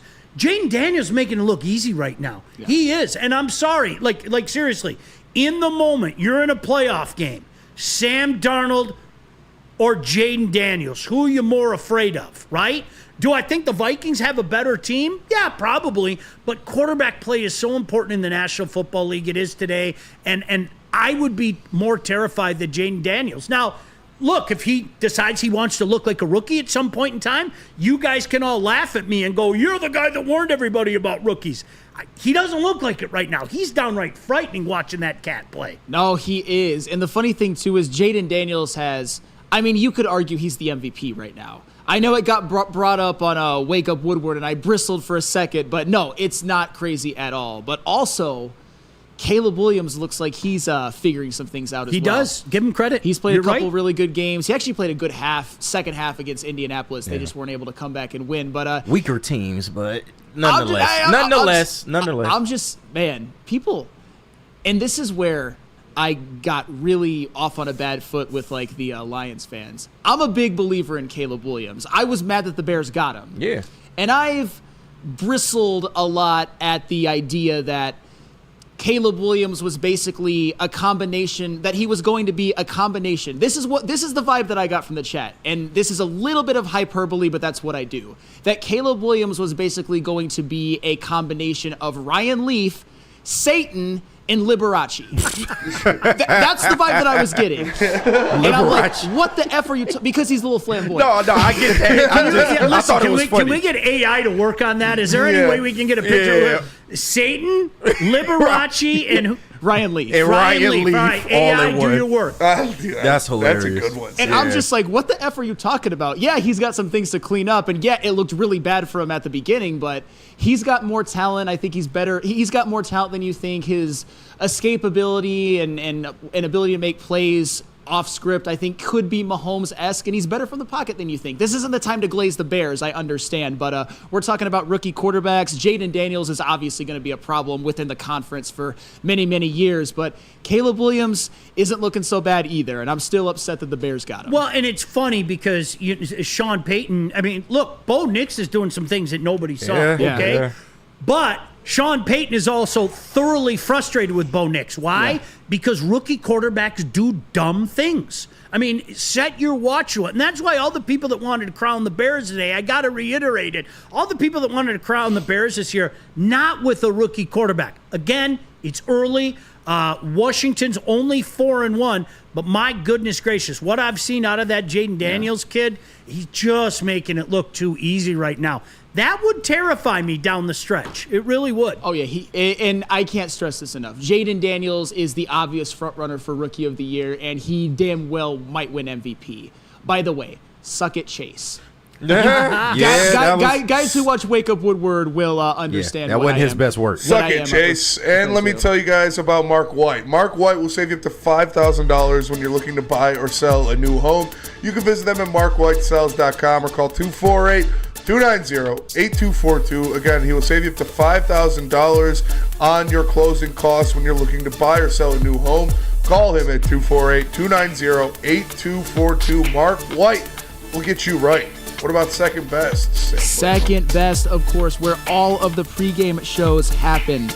It's an absolutely great venue. Spenmo, I know you've enjoyed your time there, and I know Neil and Sean have as well. Hey, I wish that the day could have ended better for everyone, but I know that pregame had to be great. Want to know where the best pregame Lions party is? On when would that would be? That would be Sunday. Coming up soon. Coming up soon, the next Lions home game. Join us now at Detroit's very own Second Best Bar, located at 42 Watson Street for the ultimate fan experience. Enjoy some smooth Tullamore Dew Irish whiskey while catching the Woodward Sports pregame show only at Second Best Bar. Come get some. Walk into any Lady Jane's Haircuts for Men today. Open 7 days a week. Sit back, relax, and enjoy precision haircut, scalp massage, hot leather neck shave, and hot towel treatment from one of our talented stylists. Step up your game this season and take advantage of our $20 haircut special. Scan the QR code and get your coupon today. Lady Jane's Haircuts for Men, the ultimate haircut experience. Open 7 days a week. Walk-ins always welcome. Lady Jane's Haircuts for Men. It's wicked awesome. Sports? Love wearing clothes? Then you should be wearing Woodward Sports clothes. Check out our full line of merch at woodwardsports.com. Just click on Shop. We have all your favorite designs, like Dan Campbell kneecaps, Woodward Golf, and of course, our own logoed out merchandise. Men, women, infants, kids all love Woodward Sports. Impress your friends. Impress your boss. Impress your dog. Buy Woodward Sports merch today.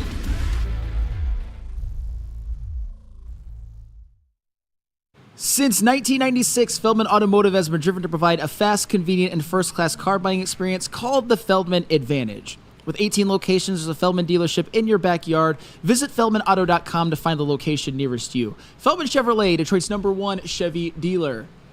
Welcome back to Big D Energy Live on the Woodward Sports Network. I am Flannel Sam. The man to my left is Sean Belegian. We got KG and Spenmo Rax behind the booths as always doing a great job. Hello to you, Spenny, as well. And now that we've done a little intel on the Detroit Lions and even some of the maybe competition for them, let's talk about the game. Lions at Cowboys, Jerry World, 4:25 Sunday. What are some of your keys to a Lions victory? Pound. I think exactly what. Right. Honestly, I think exactly what Spenny said. Listen, they can't run the ball. They can't at all. Like at all. Yep. Like I'm serious. It's kind of embarrassing. I mean, the fact that they brought Zeke back is kind of embarrassing. They can't run the ball. They're banged up. This is the game. I know that we like all the bells and whistles. You know what I would do? Death by a million paper cuts. Pound, dink, dink, dink, up and down the field on this team. I think you can control the clock mightily. I have a question for you guys in a second after you get your thoughts, and I'd love to hear the other guys' thoughts. I contend, this is just my personal, I think that the Dallas Cowboys have become the most hated team per capita by Detroit Lions fans. I could be wrong, but I really do. I think the Dallas Cowboys, and a lot of it is circumstances, and a lot of it is Dak being thrust down so many people's throats, and you know, particular games, but that's just one man's opinion. But honestly, here we talk about today's NFL. What can your quarterback do to them and go after their quarterback? No. This, to me, old school. This is old school. You go old school. You pound the rock. You beat the crap out of them on defense. I think the Lions win this game going away. I really do. Yeah, I think running the ball and stopping the run is going to be huge.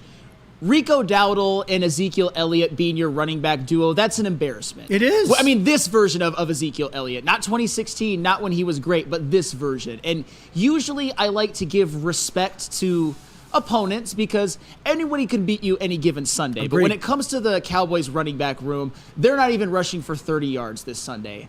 And they're rushing for less than 2 yards a carry. That's how little I believe in them, and that's how much I believe in this Lions run defense, which was good last year, even when the full defense wasn't so good, and is even better this year with better personnel. And also, like you said, run the damn ball. The Cowboys do not have a good run defense. It's bottom 10 in the NFL. And the Lions, on the other hand, have arguably the best rushing offense in the NFL. They certainly have the best O-line. They have the best running back duo. And it wouldn't shock me at all if they, at the very least, went for about 150 yards on the ground, maybe approaching 5 yards per carry, and they just control the clock, maybe win time of possession 35-25. And if they do both of those things, not a chance in hell the Cowboys are winning. Dez is going to get his. He is. He's going to get CD. Sorry, I'm like Dez. Yeah, Michael Irvin's going to get his. Drew Pearson's going to get his. CD's. Remember Bob Hayes? Yeah, pull up Bob Hayes. He's going to get his. Gallup. No, seriously. CD's going to get his. He might have a couple touchdowns. Control the clock, win the game 31-17. All the fantasy owners can jerk off because Dak had 340 passing yards and CD had 120 and 2 touchdowns. Fantastic. Lions win this one 34-17 or something like that. Control the clock. I think I like the Lions big in this game. I really do. I do too. It's Spenny, elaborate. I do too. I mean, like you guys said, nobody can run the ball on this Lions defense except for Kenneth Walker, apparently. Yeah. But literally the past 2 years, it's always just Kenneth Walker's the only one who can do anything. But the Cowboys can't run the ball on anybody, let alone this defensive line. And I already talked about them being out their best 3 pass rushers. Dak Prescott's going to have to sit back there and throw the ball 50 times if they want to have any chance in this game. Aiden Hutchinson's going to be all over his ass. And Jared Goff is going to have the most clean pocket that any quarterback will see in the NFL this year in this game. He is going to be standing back there flat-footed, drinking some tea, reading the newspaper, and then delivering the mail to an open receiver. Like, he's going to have all day back there.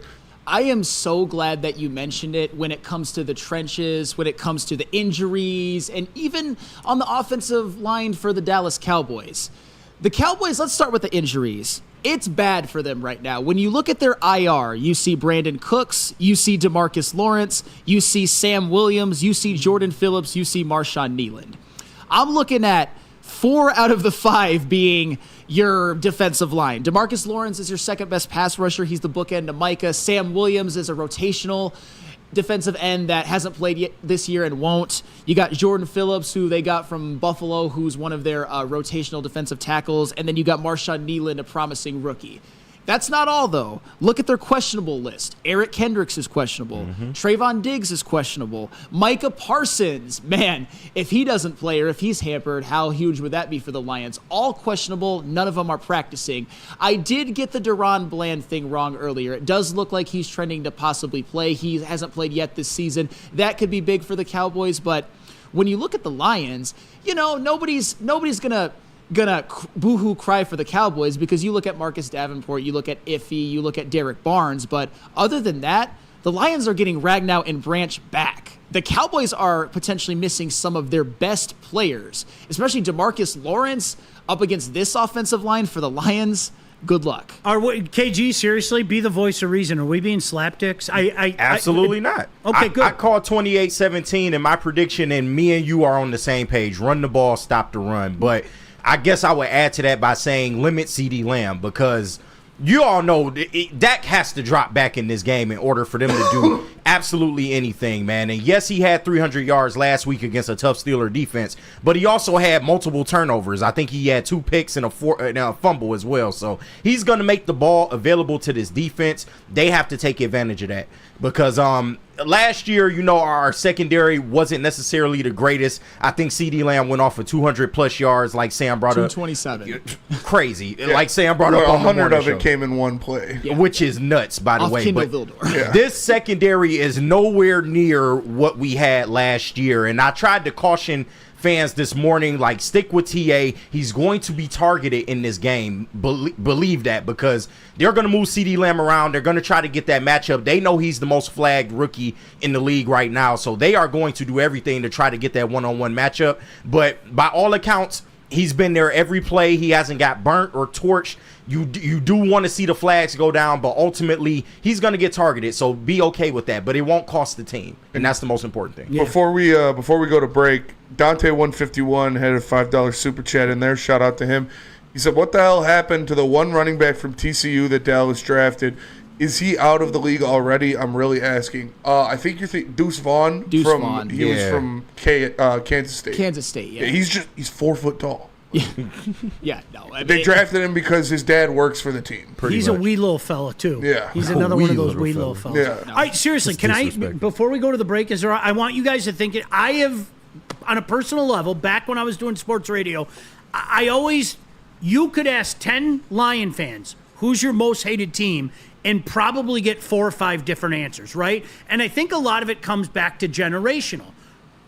Just to all of you guys and you guys out there, I'm interested to hear who your most hated team is. But most importantly, you guys, are the Cowboys deserving of being on that list? You know what? Let's get into that after the break. Yep. Hey. Elite. Great minds think perfect alike. teams. But we all segued that. That was pretty fucking cool. Do you know who else are great minds that think alike? Kevin and Catherine at KDK Law. Divorce. That would honestly, like, not to digress, but whenever Chris divorce as we die in, but dealing with divorce, child custody, visitation, or other family law issues, which is not a laughing matter, Kevin and Catherine at KDK Law in Birmingham will have your back. With 10 plus years of experience and 24/7 availability, scan the QR code on the screen or call 248-971-0476. Say Woodward Sports sent you, and KDK will pay your filing fee. KDK Law, they got your back. And if your divorce is keeping you up at night, you should get some Sabbath coffee to keep it going. They can deliver fresh, locally roasted specialty coffee to your door. Just become a subscriber at SabbathCoffeeRoasters.com. Use code word Woodward to get 25% off your first order. Sabbath Coffee Roasters, they got the best coffee in the game. I'm not even lying. The nitro cold brews, those things keep me alive. I drank one this morning so I could be chipper and ready to go after a long night out in the city. But Sabbath Coffee Roasters, they don't mess around. Make sure you subscribe, and they'll deliver it right to your door. Again, at SabbathCoffeeRoasters.com. Feldman Chevrolet, Michigan's #1 Chevy dealer, is kicking off the game with the best prices on all cars, trucks, and SUVs, like this 2024 Silverado for just $296 a month, or this 2025 Equinox for as low as $371 a month. Our locations in Novi, Highland, New Hudson, Livonia, and Lansing means we have the perfect Chevy right in your backyard. Get the home team advantage every day at Feldman Chevrolet, Michigan's #1 Chevy dealer. The countdown to kickoff is here. Your Detroit Lions are ready for another season of grit. Woodward Sports is your #1 destination for all breaking news and Lions coverage. We are Detroit's #1 sports network. We are Woodward Sports. Enough Detroit sports. Make sure you listen to Ermanni and Edwards with Maz next, 2 p.m. to 4 p.m. on the Woodward Sports Network. What happens when you run a great business for over 50 years? You expand and offer more products to more people. That's exactly what Les Stanford did by adding Les Stanford Buick GMC, the same great service the customers have come to know and trust on Woodward Avenue, just south of 9 Mile. Check out Les Stanford in Dearborn today and find the brand you want at LesStanford.com. Les Stanford, together, let's ride. Hey, together, let's ride. And you can ride your Les Stanford car into the Woodward Sports Studio. That is what Spencer Raxter does every single day. Shout out Weston Stanford. Shout out Weston Stanford. And Steve Lehman in the chat. Wild, I was told Dallas was going all in. The funny thing is, there are very few teams that did less in free agency than the Dallas Cowboys. It's insane. Eric Kendricks was like their only signing. And he's been good, but he's questionable. Yeah. Can I tell you something, though? I've learned this over the last 30 years. The years that Jerry Jones does the most talking are usually the years that he knows what he has sucks. Like that's kind of been his point. MO, and he was doing a lot of talking, if you remember this offseason. He was popping his chest. I'm the best to ever do it. Yeah, Like, and that's what kind of told me, Dallas is in for a long year. Yep. So it is unbelievable that man has not been able to check. I mean, even Daniel Snyder checked his ego, for goodness sake. He will never check his ego, ever check his ego. And Dallas is never going to win because he's never going to put together a championship. And Sucks for them. They were such a dynasty in the 90s. They looked like a machine that was going to keep going forever. But you know what? You get rid of Jimmy Johnson, things happen. And, of course, the salary cap has a lot to do with that as well, not getting to just create the greatest offensive line we've ever seen. But you posed a question before we went to break. Can you repeat that for those who did not hear? I have always felt that we here in Detroit lack a true rival. The Lions lack a true rival. And if you want to be a wiseacre and bring up their lack of success, their true rival is ownership or the Lions themselves. Okay, we get it, okay? But I once, many, many years ago, when the Lions were in the old division, I once went in the locker room and asked like 20 random players, who is the team in the division? This is because nobody. But you get, okay, off the record, who's the team in the division do you get most jacked up for, okay?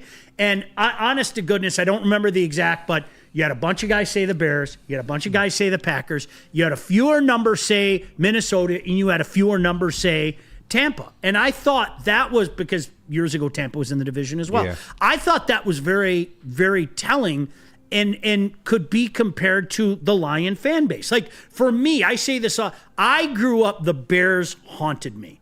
The Bears haunted me, and I openly admit it. It was because I wanted the Lions to be the Bears. I was so jealous of what Chicago had and the 85 Bears and Ditka and their swagger and all that stuff. It was 100% based in jealousy.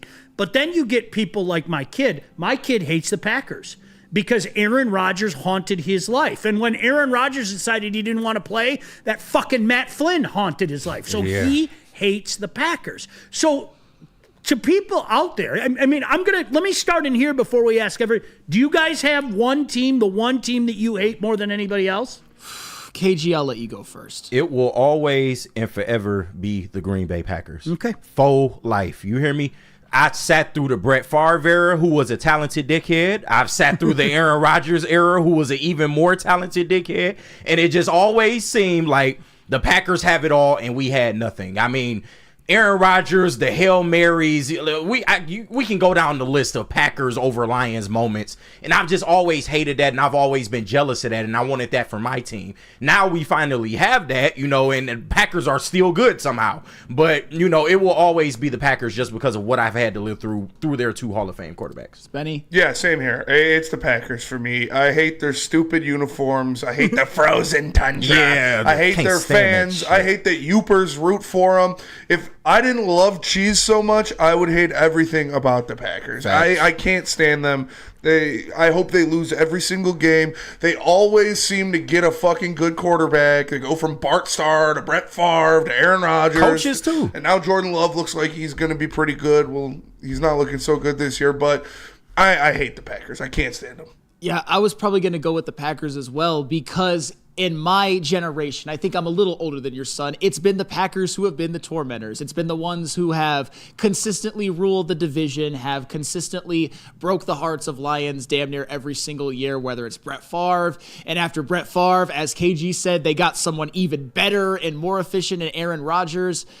They're just the ones right now. And also last year, the fact that they made the playoffs, even though it appeared that they were going to be down, and it looked like for a second that the Lions might have to play the Packers, it was just like, of course. In a season where they looked dead, they saved their season by coming into Ford Field on Thanksgiving and kicking our ass. It's just, why won't these Nats go away? But they're never going to go away because they're set up to at least be a threat for many years to come. So where do the Cowboys fall in? And that's why I bring it up because I think the Cowboys go a hell of a lot higher on this list than maybe any of us want to remember. And again, I think a lot of that stems from whether it be 2014, we all know the flag being picked up. Dez in the helmet is That was infuriating wild, me. too, yeah. It is one of my most infuriating moments as a sports fan. I'm serious. Flat, I could see you getting worked up. I'm not joking. I was screaming. I was bent over, doubled up. Yes. He took his helmet off. That's not an opinion.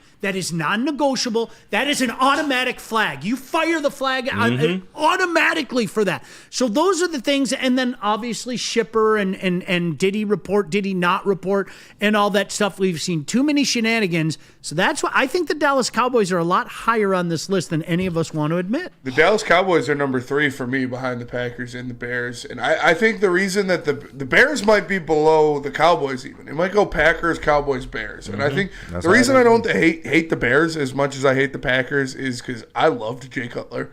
Like smoking Jay Cutler. What? How does one I love Jay Cutler. You love Jay Cutler? That piece of work. Jay Cutler is such a bro. Dude won in life. Yeah. Such a bro. Right.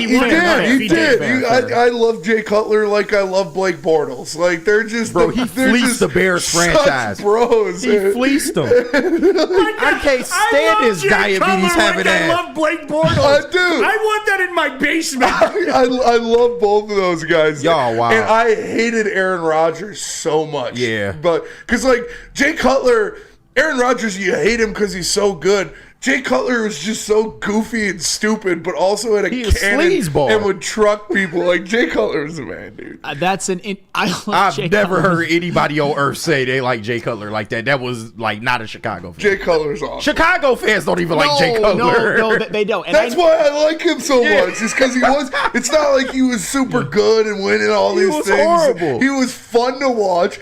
You never know where he could go for 300 yards and 3 touchdowns or turn it over. He would truck people at the goal line, and he was a total bro. Them last 2 years, he mailed it in. Well, he mailed it the F in. I have a unique perspective on this because I actually did grow up in Illinois. I have a lot of Bear fan friends, and the consensus around Jay Cutler is that I don't know how to explain it because it's complicated. On one hand, when Jay Cutler was the quarterback, that's the most modern the Bears offense looked in their entire history. Facts. They have one of the most morbid quarterback histories you'll ever want to see, the Chicago Bears. You could argue their best quarterback in history, actually I don't think it's arguable, is Sid Luckman. Jim McMahon, you could argue, was okay. He got hurt a lot. And then there was Jay Cutler, who had moments, especially when he had Brandon Marshall, where he would throw sometimes for 303 touchdowns, but he would also throw some of the stupidest interceptions you would ever see. Actually, that helped out the Lions quite a bit, but it was just, he just didn't, I don't think he likes football. I think he likes what football and the talent that he was, given. He liked the money. He liked the money. He liked that he got. That's what I'm saying. Right. And he didn't pretend to be something he wasn't. He was just Jay Cutler. Listen, he got the prom queen. He lost the prom queen. Right. He said, "That's Wife cool. I got lefty. millions. I'm going to stay in my backyard, hunt, fish, and drink beer." Jay Cutler won. I would do the same exact thing. Man. You know what? You bring up such a great point. Remember when the Bears went to the Super Bowl? Rex Grossman. He's more respected in that town. Rexy was their quarterback. That was the worst offense. It was. I'll never forget, like Lovey having those press conferences because everybody, and he'd go, "Well, we're 10-2. Right. I'm going to hope it continues." He knew damn well it wasn't going to continue. Right. At some point, They were in time, Cinderella that it was year. going to run out. It just so happens that it ran out in the Super Bowl. But now I can, like, the Dallas Cowboys are up on everybody's list. Aren't they? I mean, like every Lion fan hates the Cowboys. Honestly, Sean, you have no idea how much that Dez running onto the field with his helmet off spoke to me. I actually had quite the meltdown on Wake Up Woodward one day where I just went from 0 to 60 really quick. I'll keep it under control this time. Dez Bryant ran onto the field with his helmet off. Mm-hmm. And oh, by the way, I'm not sure if he had a role in it. Not only did they not give him a penalty, they picked up the flag. Yeah. That was at that time was unheard of. Was Dez with his crazy eyes and his dumbassery enough to change your mind, refs? Are you kidding me? You know what? It made me very, very happy that Dez didn't catch it against the Packers. And it's funny, him not catching it or not catching it helped the Packers. Yeah. No, but I don't want to help the Packers, but I didn't even care. It was like, boo-hoo, bitch. And you know what else? His career fell off of a cliff after 2014. After Dez caught it, And all I can do is sit back and just, take a little drink, You just hate to see it, right? Couldn't have happened to a worse POS. Dez Bryant. Big facts. You notice they start. It is amazing, and we were talking about it because this goes back a long way. The Lions had their number for a while. That's kind of changed in recent years.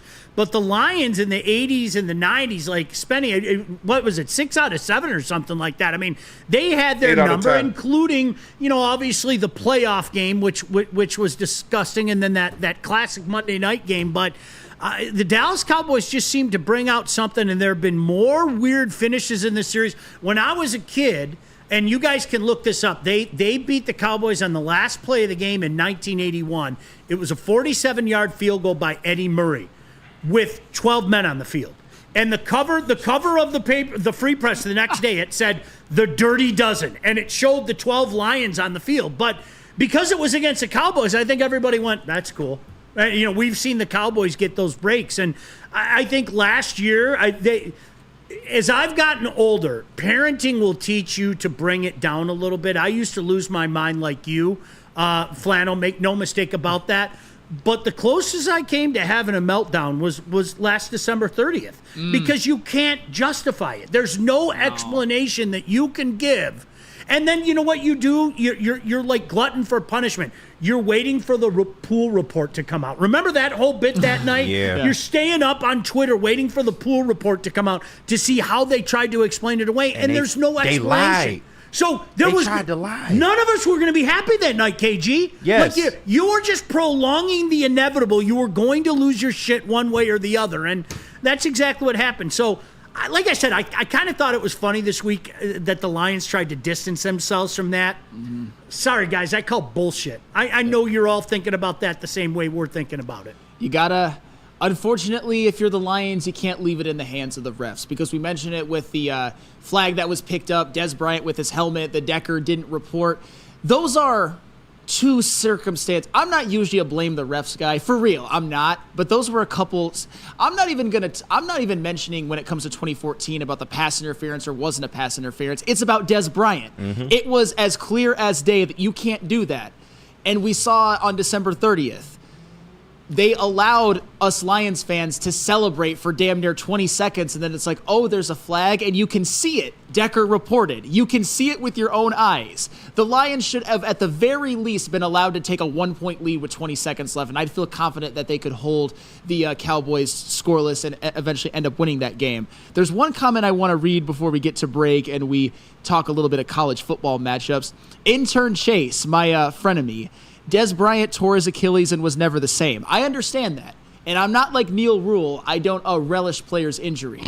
It's just, I'm not saying it was karma, because nobody deserves to tear their Achilles. I'd like to see him healthy. Yeah. But the facts is that Des Bryant had 3 straight 1,000-yard seasons, was one of the best receivers in the NFL, and then the rest of his career, he did pretty much bupkis. And I'm fine with that. I'm actually happy about that. Can I make one exception? I wouldn't mind if Stephen Kwan's leg fell off. I wouldn't. You could reattach it. I'm not saying he's going to lose it forever, but if his leg fell off today and you reattached it and you said, well, you can use it again in 2 weeks, I wouldn't mind. So I'm kind of rooting for an injury there. I'm not going to lie. Stephen Kwan is hitting 500. Yeah, he's hitting 500. Let's see what he could do. Man, he's not going to use his leg. The leg that fell off is a bat. So stay out of the game, Kwan. He'd probably still go 1 for 4 with one leg at this point. It drives me nuts, man. So if he wanted to get injured today so he can't play in Game 5, that'd be okay. All right.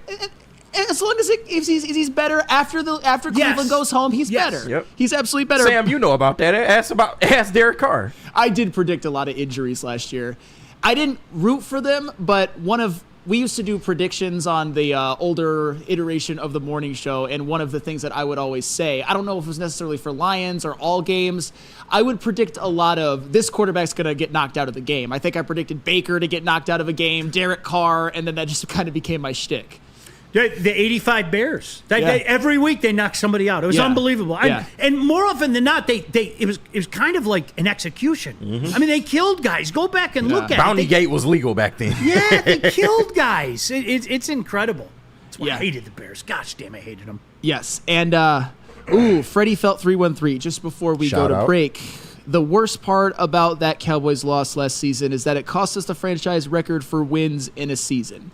Maybe the number 1 seed, maybe. Maybe, although I don't know if it would have played out quite the same. But still, the Lions should have, at the very least, been ahead by 1 with 20 seconds left. And then if the Cowboys go down and kick a field goal, you live with it. But not where it was basically stolen. But anywho, the watch party. The watch party. If you're looking for something to do during the Lions game, come out and chill with the boys this weekend. Live at Hayes Social, presented by New Holland Brewing Company, Sabbath Coffee Roasters, Soroki Crispy Chicken and Pizza, and 1800 Tequila. Again, all of that is live at Hayes Social, so make sure you check it out. The New Holland Brewing Company and live watch party and post-game show. Come out and join us. It's going to be fun. Hayes is a great spot to watch a game. To prove that you can get just as strong at Planet Fitness, we're seeing if people can tell the difference between our 75-pound dumbbell and a 75-pound dumbbell from an overpriced competitor gym. Okay, the old flick test, that never fails. There's literally no difference. Plus, you can save $28 or more when you join today. Wow. Why would I pay more to lift the same weights? It's the Planet Fitness Strong Choice Sale. Save $28 or more. Join for $1 down, $15 a month, cancel anytime. Deal ends October 10th. Planet Fitness. Light price, strong choice. Can't get enough Lions coverage? Make sure you catch all Woodward sports shows every game day. Wake up with Woodward and Maine, giving you the latest insight into the Lions locker room and press conferences. Then join the Lions pregame show, highlighting key matchups, injuries, and what to watch for during the game. Follow all the ups and downs of the live game action with our Woodward Watch Party live on YouTube and WoodwardSports.com. After the game, check out the instant fan and host reactions with the Lions postgame show. Every game, it's wall-to-wall, kneecap-biting, high-fiving, chest-pumping Lions coverage. Hell yeah! Only at Detroit's #1 sports network, Woodward Sports. Woodward Sports, let's go. Soroki's Crispy Chicken and Pizza now has signature wings for a limited time offer. They've got 7 different flavors for you to choose from. They are all equally as delicious. But like I said, it's a limited time offer just in time for football season. So if you want some pizza, you want some wings, you want to enjoy the game, make sure you get them from Soroki's. You can find a Soroki's near you at Sorokis.com. Hey, welcome back to Big D Energy Live on the Woodward Sports Network. I am Flannel Sam. The man to my left is Sean Belegian. And before we sign off, we got to talk a little bit of college football, because even though Michigan and Michigan State are not playing, there's certainly a lot of big matchups, and I think none bigger than Oregon, Ohio State. How do you see that one playing out? I still think Ohio State is the team to beat. I've said it all summer. I think they got a giant chip on their shoulder. Oregon has looked better. Make no mistake about that. You know, to the people out there that thought they were a super team, some of the wind was taken out of their sail early on in the season, but you're seeing them go like this. I still have questions about their quarterback. You and I had a look at him last week, Spenny. Yeah. He does dumb things. There's no other way to say that. Yeah. He really does. He does dumb things. For a guy that's been much ballyhooed, I still think he makes a ton of dumb throws. But conversely, to the questions that Ohio State had about their quarterback and bouncing from K-State, there are some questions about him as well. But I think marquee matchup, there's no doubt about that. Look, the Red River is still the Red River, and if there was a chance for Texas to remember that they're supposed to gag somewhere along the way, this is a glorious opportunity to do it. They won't this week. I think they pound Oklahoma, but, there's some less thans as well. And when I mean less thans, maybe not as high. I mean, LSU, Ole Miss, how do they bounce back? And what does Alabama do after being shocked last week against South Carolina? I like this schedule a lot. This is one I wish the Tigers were playing a different day, because there's a lot of college football games I'd like to watch this weekend. Well, and I know that you're a big fan, I say that sarcastically, of Lane Kiffin.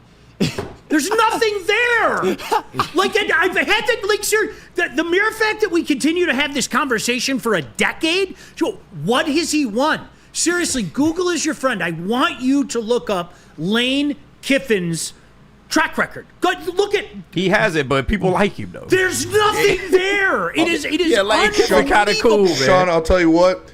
I love Lane Kiffin like I love Jay Cutler, like I love Blake Bortles. They're all of this same tree. But would you agree there's nothing there? No. There's nothing there. But he's a bro. I love Lane Kiffin. Lane Kiffin he's a for football sure. guy, There's man. no doubt about that. I don't want to say there's nothing there because All right, what's there? Go on. He's a good offensive mind, and Ole Miss is in a better position than they've been in previous years. I know that under Hugh Freeze they had some success, but everything that came along with Hugh Freeze, and for a lot of their franchise their history, they just weren't a good program. He was awful with the Raiders. That's fair. He was so awful with USC, his athletic director met him on the tarmac to fire him. That's how awful he was at USC. He was awful every spot. I don't want to say awful. That he hasn't come close to winning in any spot he's been, and yet I think a lot of people kind of put. Now, is he good for college football? Yeah. Yes, he is. He's good for college football. I miss characters in college football. We don't have so many characters now. I miss, Florida and Tennessee's getting together, right? Mm-hmm. Phil Fulmer and Steve Spurrier going at one another. I miss that shit. He's a character, but in terms of what has he won? There's nothing there. There is literally nothing there on Lane Kiffin's resume. And so for all the chatter, and you know what? You're right. He might have a Tommy Tuberville type year or have that Hugh Freeze type year or something like that. But when people talk about putting Lane Kiffin near the top of anything, I can't help but giggle. Well, when we look at the Ole Miss and LSU matchup, I look at two teams that let one slip away that you just can't afford to. I'm sure you were taking a sip of your tea when Ole Miss lost at home to Kentucky. That was probably the most predictable thing in the world to you, or at least something like that would happen. 100%. Yeah. And listen, I've said this. Ole Miss is one of the coolest places you could see a game. I am not joking. It is one of the Grove there. Thank me later. If you get a chance to go down, it's phenomenal. But no, you're absolutely right. Lane Kiffin is going to do Lane Kiffin things. And this is a battle of who's going to screw it up, right? Because BK can, snatch a loss out of the jaws of victory any day of the week. So that's what's going to be funny when you get two teams like that together. And I'll tell you what, with LSU, that loss to USC is aging poorly, I would say. Yeah. At the time, I thought that USC would. I'm not going to say they'd make the college football playoff, but you know what? They beat LSU, regardless of what you think of LSU and that they're not as talented as in years past. That's an impressive win. However, USC, and I'll grant them this, that traveling to Minnesota and traveling to Michigan, it's not something they're used to. It's not something that is easy.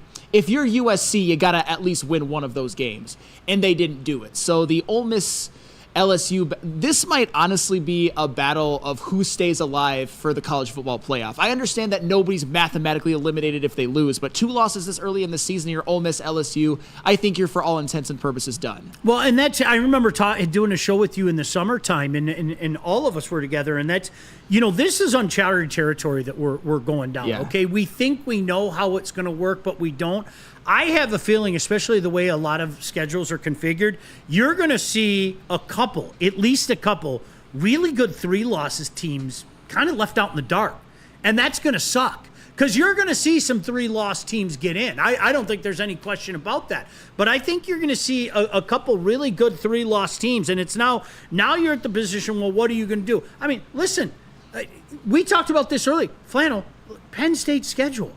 Right? They're making the playoff whether you like it or not. Whether you like it or not. You brought that up, and I was like, he's not wrong. And we all know, and let's put Franklin in that group of coaches that are never going to get it done at the end of the day. So, and then there are other intriguing ones. Listen, K-State and Colorado. For all the shitting that people have done on primetime, okay? Yes, Sam. No, listen. I'm not saying it wasn't deserved, okay? Colorado's 4-1. And if they can knock off ranked K-State at home, all of a sudden, all that hype that went away, as well as I do, it's going to come back. Yes, it is. And I can separate things because I believe that at least when it came... Well, anywho, that my year one criticism of Deion Sanders was justified. Whether people like it or not, I guess it was. 100% it was. Tell everybody else in this room, including Neil Rule. It was. I think you were kind of leaning more into attacking his character as a coach and all the stuff that happened in the offseason, leading up to this season. I I know you didn't like that very much, but I kept trying to tell y'all, like, Deion hasn't failed anywhere he's been. I know this is his personality, but it's always been his personality. You either like it or you don't. Well, but he's going to be successful. Well, the biggest thing is, for all of the hype, for all of the of the coverage and everything, eventually you have to start winning football games, for sure. Okay? Because a year ago at this time, it was going crazy. And I remember thinking to myself, every 4- and 5-star kid is going to want to go to Colorado. He's going to have a line out the door of people seeking him out, okay? But then when loss after loss after loss happens, that goes out the window. Guess what? You start winning football games again, and all of a sudden, the hype train pulls back into the station. It's the same thing. Think about it. Like, honestly, if you're a kid, this goes back to what we talked about with Michigan, okay? If I'm a quarterback, would I rather stay down in Orlando, Florida, playing for Central Michigan or Central Florida, or would I go to Michigan, know that I'm the best quarterback in that room, and know I'm playing for the defending national champion who's going to be on national television almost every week? Well, send me to Michigan. Let people. I'm going to show people what I'm all about. And whether we like to admit it or not, that's what's happening with Colorado. If they continue to win games, all of a sudden, all those kids are going to start knocking on that door again, and they know they're going to be on television, and they know that Deion's going to be the face of everything. It's going to be interesting, because if they can keep winning some football games, look out. If you think the hype was bad last year, it's going to get worse this year. I firmly believe it. I don't know if I got a chance to say this on air because Colorado hasn't been brought up, but I've definitely admitted this in private conversations. Okay. That win over Central Florida was nice. Mm-hmm. Do I think Central Florida was fraudulent? Yes, but Colorado kicked the crap out of them. I'm not going to take away anything from that. And Central Florida were double-digit favorites. That's a great win. And as of right now, my thing with Colorado was this season, I wasn't saying you got to go to the college football playoff. I was like, all the Deion nut huggers can STFU until they make a bowl game. But it's looking like they will make a bowl game. On the way. I told you. That's fine. There's no way he wins 4 games again. He's still gone after Shedeur leaves. Big facts, especially with how Florida State was going down over there. He's going over there. He is going to get the Florida State job, isn't he? Oh, would that be fascinating? Would that be That would be so good for college football. Oh, it'd be great. I can't Miami wait. and Florida State both back. I mean, as soon as Shedeur hit that door, he is out of there. Yeah, and that's fair. But if Colorado makes a bowl game, certainly if they win 7-8 games, it's a success. And I'm gonna shut my trap about Colorado. It's not easy for them moving forward. Really, the only game that you look at and you say, "Oh, that's a W," is against Kansas. Now there aren't earth beaters on there. I mean, Utah's a pretty good team, but if you look at their schedule looking forward, I'd be stunned. My jaw would drop if they weren't bowl eligible. Yeah. I mean, really, my jaw.